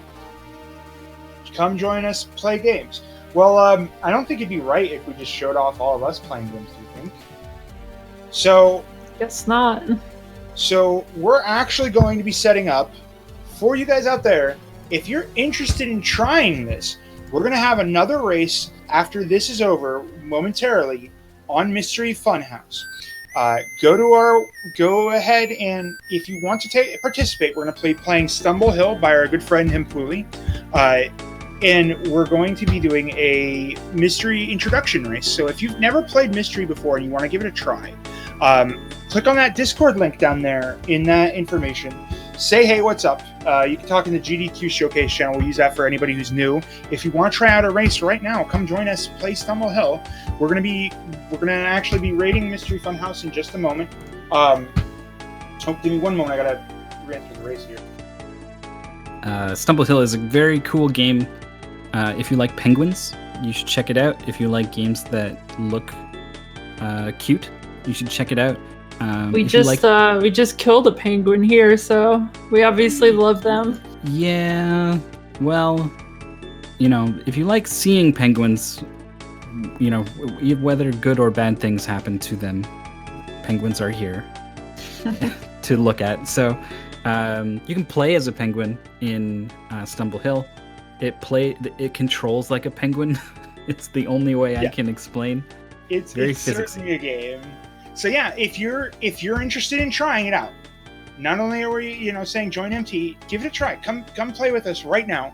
Come join our Discord. Say hello. We'll get you set up with IRC. We'll get you on Speedruns Live.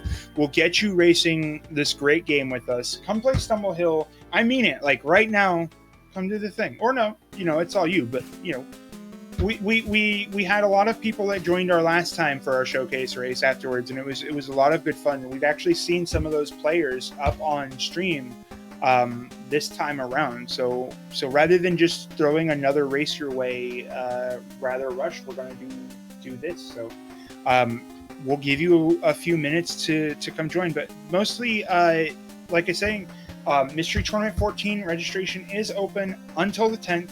You can watch all of those races on Mystery Funhouse. That is what that channel is dedicated to, save for the top 8, which will be, I believe, over here on the Games Done Quick channel when we get to it. So I just want to give a shout out once more to our fantastic blind racers. I can't emphasize to you guys how hard it is to organize 20 people moving through 5 race rooms in rapid succession, and they all did an amazing job of keeping this running smoothly. I'd like to thank Mythical 9 and Jal for being here, helping keep this thing going. I'd especially like to thank Darkman and Muffins and GDQ for having us here and letting us show off everything. So, and thank you all for watching. So, like I said, click that Discord link. Come play with us. We're going to do a race right now. We'll see you there. Do it. There you go. Mythical 9, Gel, you want to say any final thoughts? This was fun. Thanks everyone for watching. I hope to see you in the community and join MT14. I've had a lot of fun being a little more active in the community. I've done commentary for like some top 8s, but actually getting in and really playing a lot of games this time has been a ton of fun. Can't recommend it enough. And I do commentary for other things, so if you like the sound of my voice or whatever, you can follow me on Twitter is probably the best way. Mythical9 as it appears on stream. I tweet out wherever I do commentary. Oh, I should probably mention you can follow me on Twitch if you want to see some awful games being blind raced. So I've also got the Twitch thing. As we all play terrible games in our me time, but mostly Mystery Funhouse. Check, that's the real what we do. Twitch.tv/Mystery Funhouse. There we go. See you there. All right. Well, thank you so much, Blasphemous Roar, Gel, and Mythical 9 for your excellent commentary, and of course, especially to Roar for helping organize all this. Roar was very much on point throughout this entire broadcast, making sure all the games ran smoothly and everything was transitioning great. So we really appreciate it. Real quick, a few final things before we wrap up. And of course, I should say thank you to the players for showing up and participating. We had over 20 people in like each race pretty much, which is a huge turnout. So that was really cool.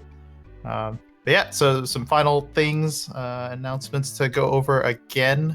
In case you did not hear it before, we have the Games Done Quick Express games list coming out tomorrow, July 28th.